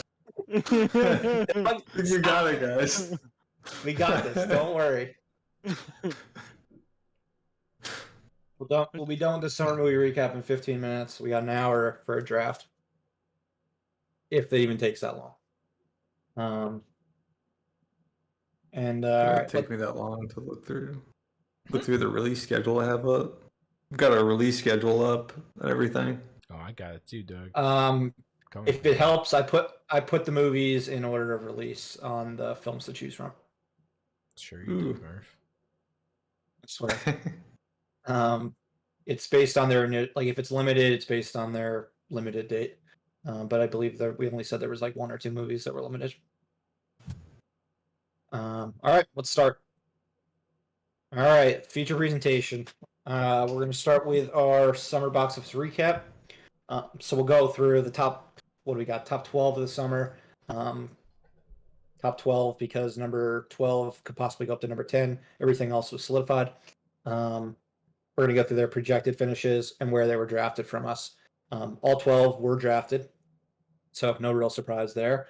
The top 12 were number 1 is going to end up being Shang-Chi. I drafted that with the 4th pick. So a little bit of an upset. Black Widow was number 2. Doug drafted it with the number 1 overall pick. If it wasn't for the Disney Plus of it all, probably would have ended up being number 1. Number 3, F9. JP actually drafted it number 3. So exactly where it should have ended up being. Number 4, Quiet Place Part 2. I took this with the 5th pick. Number 5, Free Guy. It's going to end up being number 5 right now. It's number 6. This was I got this late, which it did way better than I was expecting, and obviously better than anyone else was expecting as well. I drafted this at the 20th pick. JP, you go again, right on point here. Jungle Cruise ended up being number 6, and you drafted at 6. There's a reason I won. And the bottom half of the top 12, we've got Cruella at number 7. I took this with the 12th pick. Corey got back-to-back over here with Space Jam 2 and The Conjuring 3. He drafted Space Jam at number 7 and The Conjuring at number 10. So those were basically right where he drafted them. Conjuring 3, interesting, since in a summer with a lot of horror hits, Conjuring 3 was the biggest one of them. Well, actually, I'm lying. Never mind. Quiet Place was. Of the more mainstream, more like traditional horror movies, it was the biggest one. Is it horror or is it sci-fi? Because it kind of feels. I guess Quiet Place is more sci-fi. So yeah, Conjuring, biggest horror of the summer. Beat old Candyman, Forever Purge, Don't Breathe 2, etc., etc. Number 10, which was right on point. Well, one away from on point. That's for JP. why I fucking lost. If Candyman has some legs over the next few weeks, Boss Baby could become number 11, and JP picked it at number 11. Number 11 currently is the Suicide Squad. It could bump to number 12. Corey picked this at number 2. So this was the one that kind of took us all by surprise. Yeah. If you didn't draft it at number 2, I don't know if JP. I don't think JP would have drafted number 3. I wouldn't have drafted at 4. I may have drafted it at 5, but I don't think I would have, just because I was really high on A Quiet Place and Shang-Chi. And then we had Candyman, which is currently 12, but could go as high as 10. I drafted this at 13. So yeah, those were the top 12 of the summer. I mean, the big ones really were Shang-Chi to A Quiet Place 1 through 4. Those were the big hits of the summer, like 160 something to 200 plus million. I'd say Free Guy and Jungle Cruise are in their own tier. 2 family hits that both made over 100 million. Cruella and Space Jam 2, probably the next tier of family movies. And then we had the ones that were, well, I guess, yeah, right now, 8 through 11 were all free to watch online, which is interesting. Space Jam 2, Conjuring 3, Boss Baby 2, and the Suicide Squad. So like that whole VOD thing was pretty clear with what tier you ended up being in. 1 through 7, you either had to see it only in theaters or you had to pay for it. And then number 12 was theatrical only, Candyman. So it's interesting looking at like the trends. Something to keep in mind for these fall drafts that we're doing right after this, just because a lot of these movies are still going day and date, either for free or for paid. With the summer, the ones that were paid were Black Widow, number 2, and Jungle Cruise and Cruella 6 and 7. So 3 movies you had to pay for, all Disney, all ended up in the top 7. So oddly enough, if you pay for the movie, it does better than if you can get it for free. Oh yeah. And then the ones that are straight up theatrical only ended up being in 3 of the top 4. So theatrical only tends to be the way to go as far as box office is concerned. Anything that you guys want to know about the top 12? Anything that surprised you or anything like that? Not really. I think overall, I mean, there was a lot of surprises just with most of the movies throughout the entire season. A lot of movies that we thought were going to do well. Black Widow. Quiet Place was definitely not one that we thought was going to do as well as it did. At least I didn't. No. Shang-Chi, which is way bigger than I thought it was going to be. I should note Shang-Chi is guaranteed to be the biggest movie of 2021. Definitely topping 200 million and definitely topping Bad Boys for Life in the US. Crazy. So it'll be about what can top that in the fall.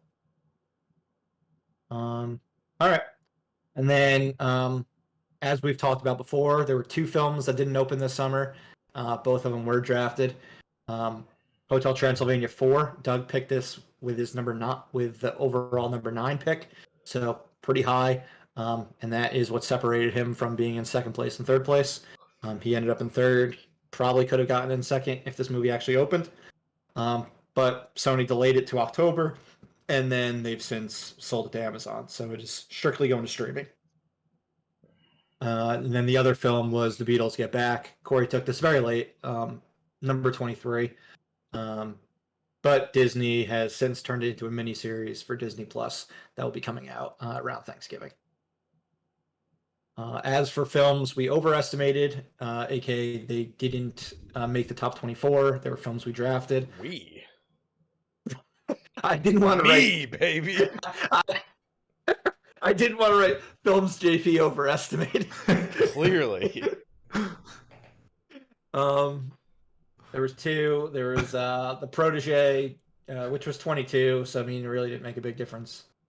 Anyway, and then Reminiscence, which was fairly early, number 14. Yeah. And that ended up being probably like one of the lowest grossing movies of the summer. I still don't think it came out yet. Waiting for it to come out in the fall. I'll be drafting that one very Doug shortly. saw a sneak preview on HBO Max. Oh, lovely. It is leaving HBO Max on Sunday, so if you did want to catch it before then. I think I'm Don't gonna watch bother. it. I think I'm gonna watch it on Saturday. Yeah, I mean, I saw it in theaters 5 or The- 6 times because I'm committed to my box office growth. There you go. There you go. But it's fine. That's good of you. Yeah, I'm committed. And then our last group of films, which is an interesting one, are films we underestimated. They're ones we didn't draft for the top 24. So these are the 4 films that replaced the 2 that didn't end up coming out and the 2 that JP picked. We had Don't Breathe 2, which ended up being number 18. Definitely overperformed in comparison to what I was thinking it would do. Escape Room 2. This one is interesting because I didn't even include it on the list of movies to choose from. Because I thought this was like a VOD type movie. Like, It would looked we like actually a see it? gigantic pile of shit. Right? Yeah. And it ended up actually being number 21. Wow. So horror is very, other than Malignant, which we just talked about bombing, horror is very safe. Yeah. Something to keep in mind. Then we've got Spirit Untamed, the follow-up to Spirit Stallion of the Cimarron. That ended up being number 23. And finally, The Green Knight actually ended up being number 24. So if you're anticipating something, I guess be confident about it and draft it. Unless you're like, I don't know, I have weird taste, this movie is going to bomb. Yeah, but movies yeah, I like make no money, so yeah, typically like there's ones that like I'm looking forward to, but I'm like mainstream people aren't gonna look forward to this shit. no. And then one other note was that if we had actually started this at the beginning of May, there would have been 2 other movies that would have came into the top 24. Wrath of Man, that one with who was that one? Jason Statham. Yeah. So Guy Ritchie. fucking bad. Yeah. Like Guy I've Ritchie. tried to watch this movie several times and I can't get like halfway through. It's so fucking bad. Well, that one would have ended up being number 21. Wow. So that was like the kickoff movie, I guess you could say, People of like the Jason Statham. traditional summer Guy season. Ritchie. And then Spiral, the Saw sequel, would have ended up being 24. Wow. So Spirit Untamed and The Green Knight would have gotten knocked out. And those 2 would have been part of the top 24. Exactly. So yeah, that is the summer season in a nutshell. It was pretty fun. Honestly, I'd say this whole draft and this whole thing was the most fun I've had probably in the whole amount of time we've done Live Breathe Film. So we're going to be doing our fall box office draft now, and we're actually going to be upping the ante to actually having an ante. And there's going to be a prize for whoever ends up being in first place at the end of the season. That prize is going to be a gift card to the movie chain of our choosing. So whether it's an AMC, a Cinemark, an Alamo Draft House, et cetera, the winner will get a gift card from the 3 people who end up in second to fourth place. And what we're our trophy. Oh yeah, and talk about the trophy. We're just gonna create a little trophy, and it's gonna sit right on our little overlay here.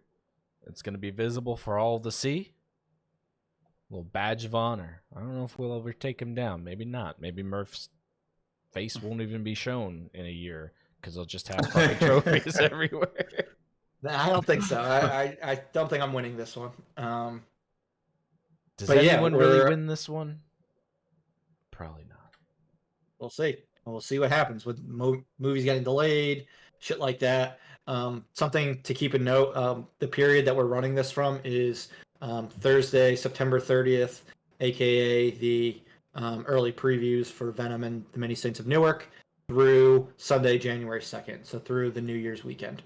So we're going through the holidays. So anything that a movie makes after January 2nd is not going to count.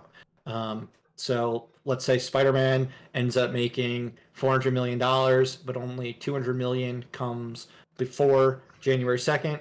only 200 million is going to count towards the total at the end. So unlike last time where we had decided we'll go like a month later, this time we're just going to do a straight cutoff date, and then this way for the, I guess, the first 4 months of next year, of next 2022, we can do like January through April. And then one, I guess, also to note, September is just excluded. Sorry, September, but no Malignant, no Cry Macho, and no Dear Evan Hansen. Those are probably the only ones that could potentially have gone. Well, Malignant would not have been in the top 24 based on opening weekend, but the other two potentially could have been there. Corey, were you gonna pick Malignant? Nope.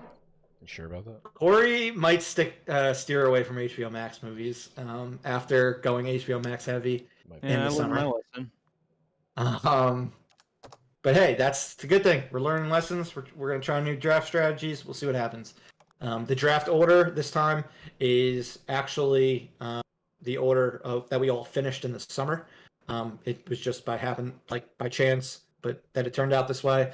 But I have the number 1 pick. JP has the number 2 pick. Doug has the number 3 pick, and Corey has the number 4 pick. So we're going the snake order. So Corey's going to end up getting 2 picks in a row.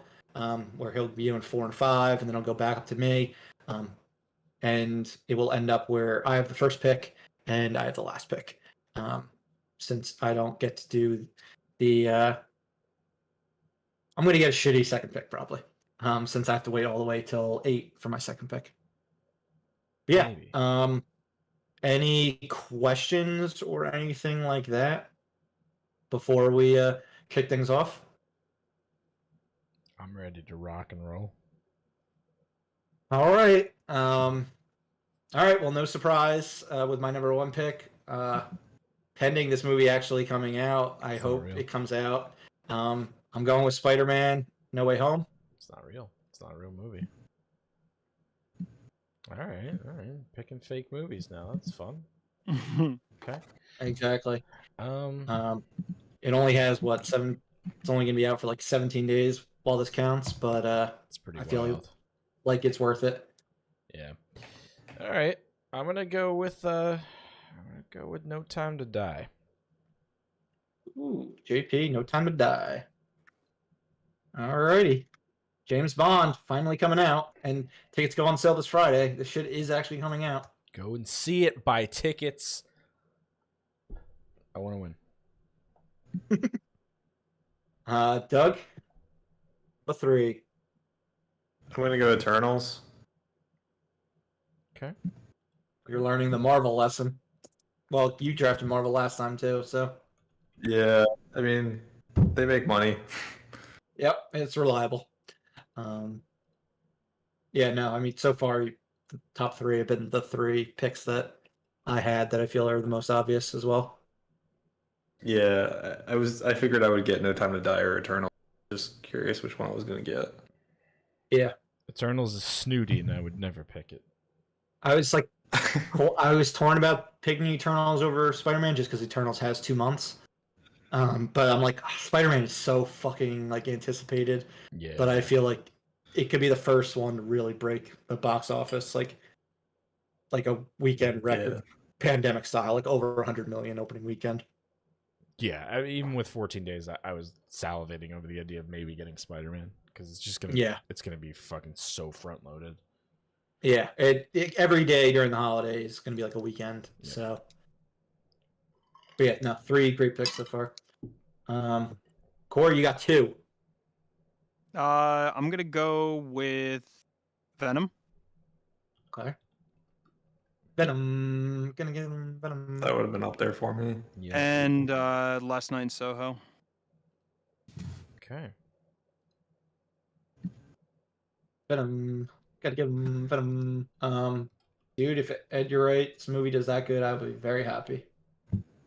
Because I love me Edgar Wright. Yeah.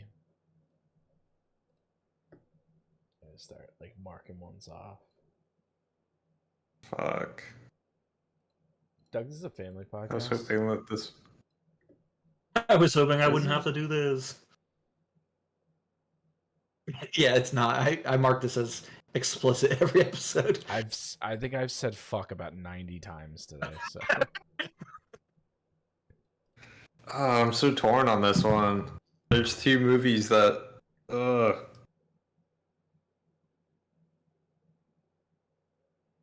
I'm glad you're torn.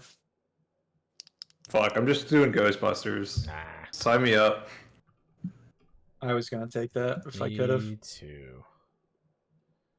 This is actually going I have predicted every single one of our picks so far. So, all right, here's where it goes off the rails. I guess I'm going to pick Encanto. A good pick. Okay. Disney movie. Kids movie. Yeah. Disney's got what did we say? 30 days before it's on Disney Plus. Yeah. I think it looks like a steaming pile of shit, but you know what?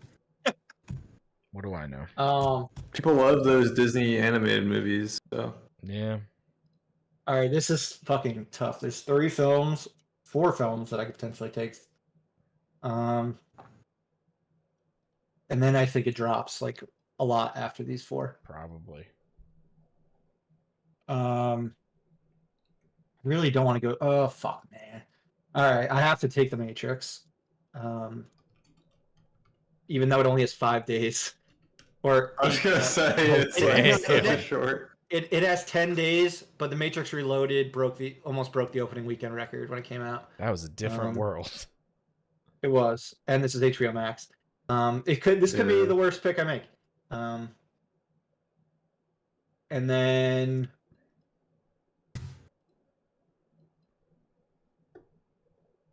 West Side Story. Ooh, Murph's attached to that musical now. I thought the trailer. That's why. It's Spielberg, and I thought the trailer did a way better. The new one today makes the plot very clear, which the other one did not. In the Heights had no plot in the trailer, and I think I'll make good amount of money around the holidays. I'm also scared that I have 3 December movies so far. That's true. Ooh. What do I do? Do I stick with the list? The list is kind of bad. What do you mean? I got a list. I got a list. My list is starting to break down like fucking crazy right now. Ooh. I don't like this pick, but it'll be funny. I'm going to go with Don't Look Up. It's Leo. Interesting. Yeah, it's going to be stupid, but... Hey, if anyone can make Netflix make a lot of money, it's Leo. Yep. Yeah. I know I'm seeing it in theaters. I know that. I'm certainly seeing it in theaters. I think I'm gonna do Halloween Kills. All right. Feels like time. They just announced we talked about this before the episode started, but so you guys know, they just announced this past week that Halloween Kills will be day and date. It's going to be on Peacock if you have a premium subscription, which many people don't. And then it'll be in theaters as well, obviously.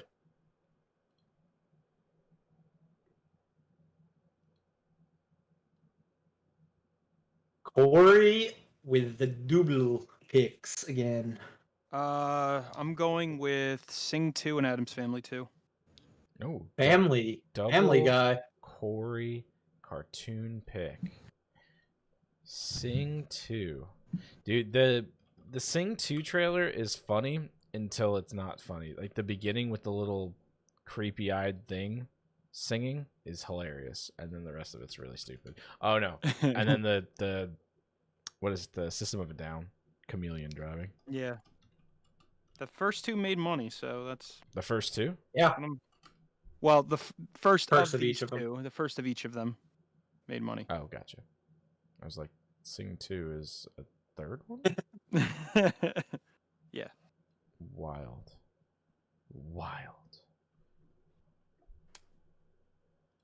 All right, Doug, you are up, my friend. Going back.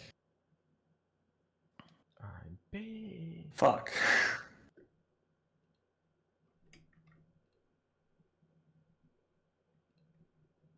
Does this movie make money? No, it probably doesn't. I'm gonna go Dune. For number 14, that's a very good pick. Yeah, it's not bad. It has the potential to make money, Yeah, but I'm not sure if it's going to. that's exactly how I feel It's about a it. it's a as well. scary crapshoot of a film. For 14, that's a fucking steal. Yes. All right. I'm gonna go. Even though I believe we were talking about it this weekend, this movie, everyone's saying sucks balls. I'm gonna go with The Last Duel. No, it didn't suck balls. It's mixed positive. No, that's good. Yeah. It was just those I think that's initial people didn't like it, but Well, they're clearly I think not that's a good pick. I mullet think that could be. connoisseurs. It had a lot better reviews than Dear Evan Hansen and a lot better reviews than Halloween Kills. So it's got that going for it. Yeah. All right. My first pick, I am fucking so happy it's still here. The Many Saints of Newark. Yeah, I wasn't touching it. I think this has breakout potential. Just because of all the Sopranos fans. The only thing that sucks is it's on HBO Max. I have 2 HBO Max movies, damn it. You fuck, dude. How did this happen to me? I didn't pick any HBO Max movies in the summer. And you have a limited audience of only people from New Jersey. It's a shame. It's a damn Only shame. people from Newark, New Jersey. All right. Fuck. All right. Oh, fuck. I don't want to pick another HBO Max movie. Do But it. if I fall. Mm.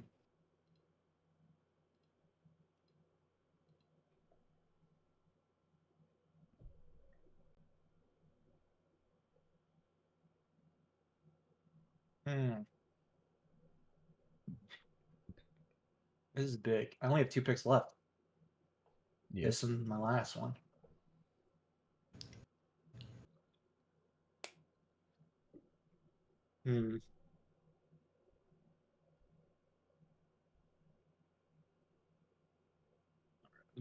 Let me think here.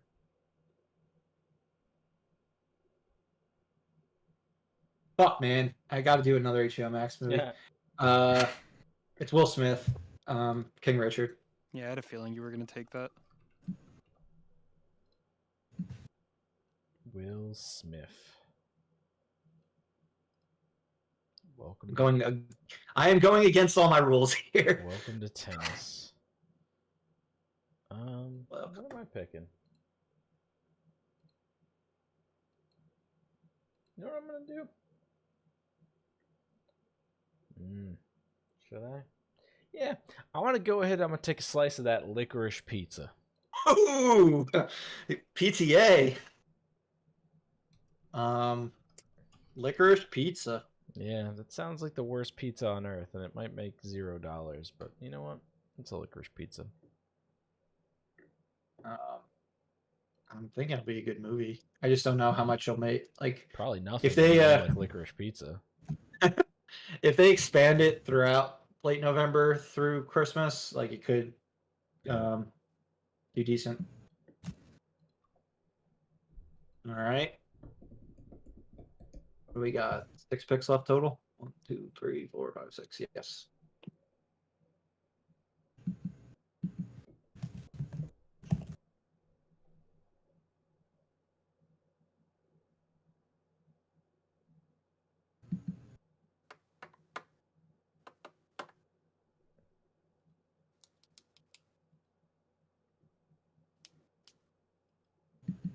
What you got, Doug?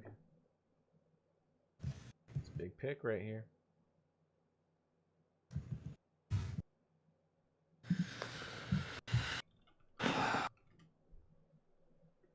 I don't even know what like half these movies are anymore.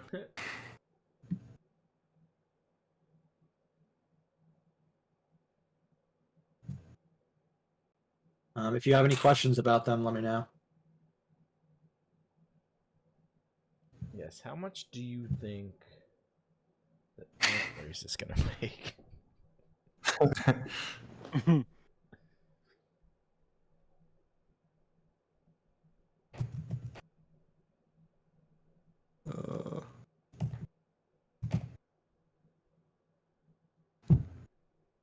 Yeah, that's way too close. What's our cutoff date again? It's like January.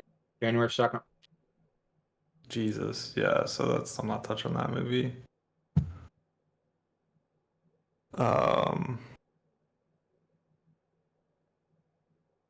Me neither, Doug. Me neither. Do I get a trophy for the summer? I don't know. Can I? I don't know. See. see how forgiving I feel. Since I don't think I'm going to get one for the fall. We'll see. We'll see. Maybe. Maybe not. Maybe go fuck yourself. Oh, my trophy just be M. Night Shyamalan. Oh shit. That's a twist. Oh god, M. Night Shyamalan. A golden M. Night Shyamalan. Could be a good poster. Or a good a good trophy.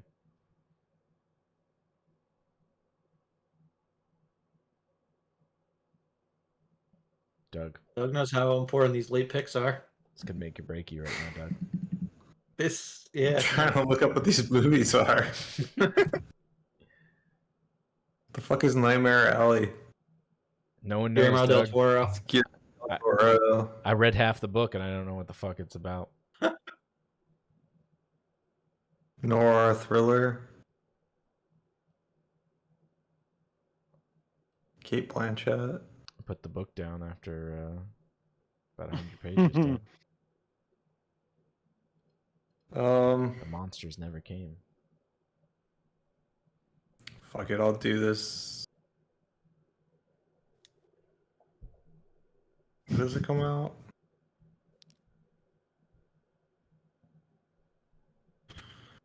Oh, God, these all suck. No one seems happy.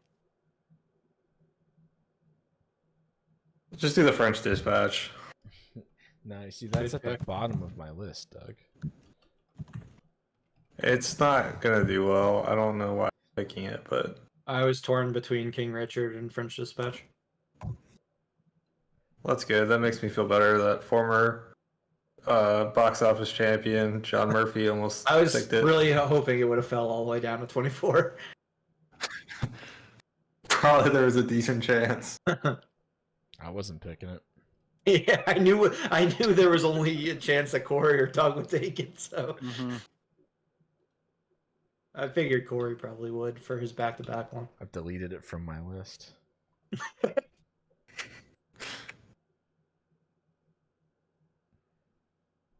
All right, back-to-back, Corey.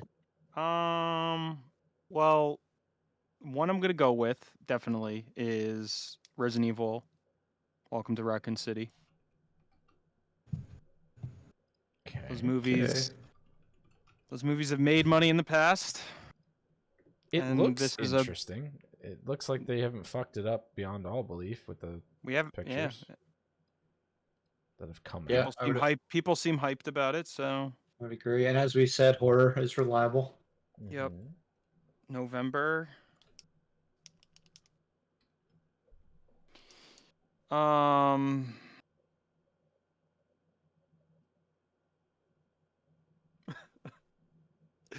What the fuck? What the hell is Ron's Gone Wrong? I was looking at that before.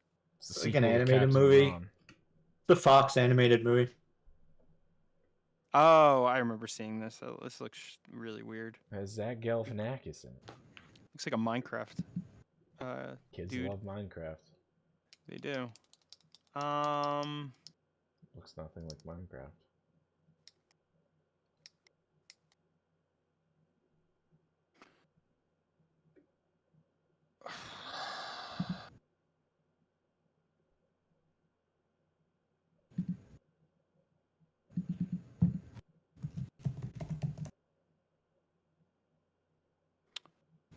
I'm gonna go with Nightmare Alley. Okie dokie. Fuck. Doug thought he was gonna get his Nightmare Alley back. I had like just settled on. I was like, you know what? I'll just go with Nightmare Alley when it falls to me. All right. I still don't know what it's about. It's like Corey's not gonna pick that movie. Poster looked like It was shit. between that. It was between that and Spencer for me. But Isn't that a Still Netflix movie, sponsored. Spencer? No. No. Okay. Thought it was. It is in theaters November 5th.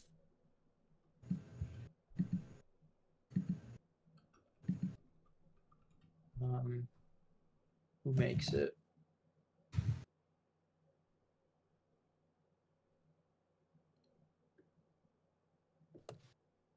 All right, final 3 picks. Corey is now officially done.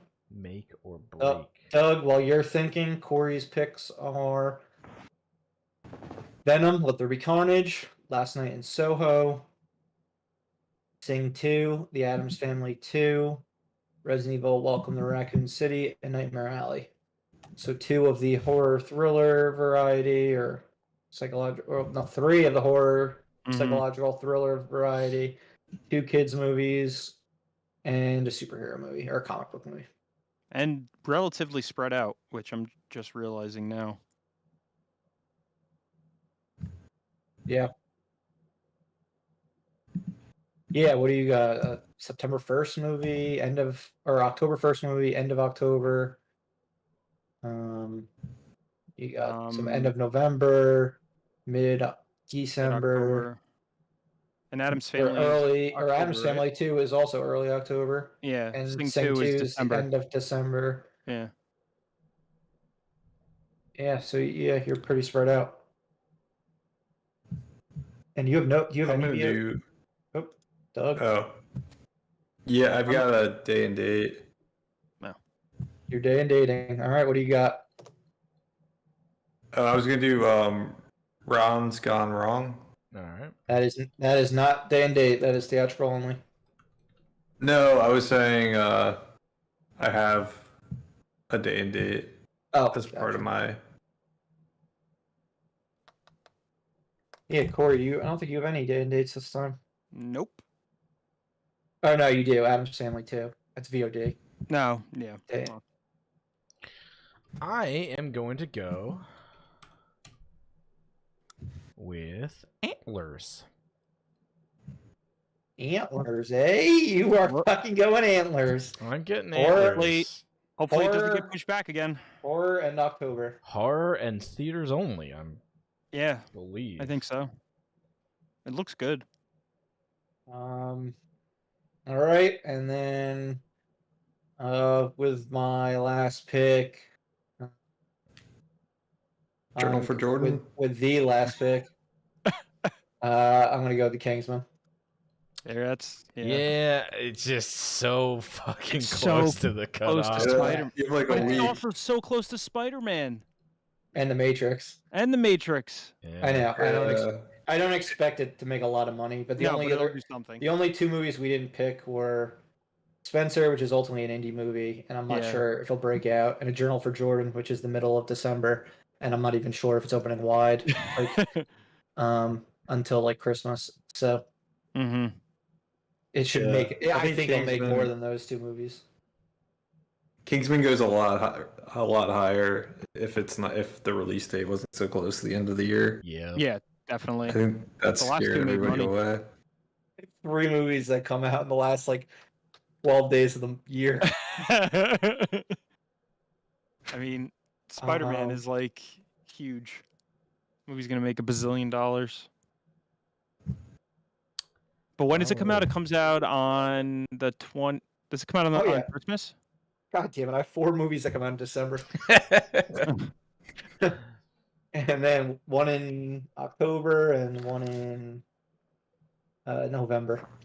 What's Spider-Man's release date? And both of those are on HBO Max.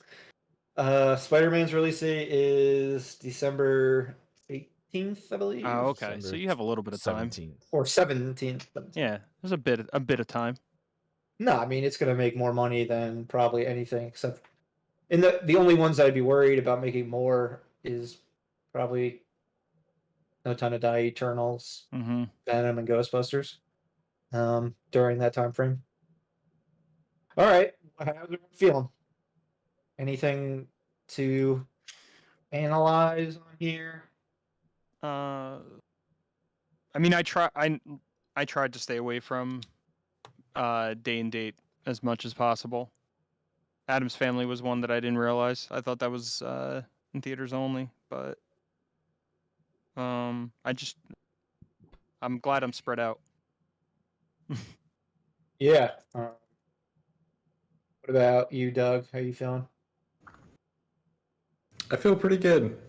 I got like I said, I knew I was 3, so I figured I was going to either get Spider-Man, which I knew I wasn't getting Spider-Man, so it was really No Time to Die or Eternals, and I was okay with either of those. Yeah. I feel like Dune could go either way for you, Doug. That could end up being monstrous or end up bombing. Yeah. It's gonna Yeah. go I mean, the one reason why I was okay with it was because it was late enough that I felt like it wasn't too big of a gamble. But I'm not convinced that movie's gonna make any money. Especially it's an HBO Max day and date. Which movie? Dune. Dune. You never know. And it's sci-fi, and sci-fi traditionally does well, and it's part 1 of a 2-part that we don't know whether or not the second part's gonna ever happen. It's got a lot of things going against it, but like I said, it was late enough that I felt okay.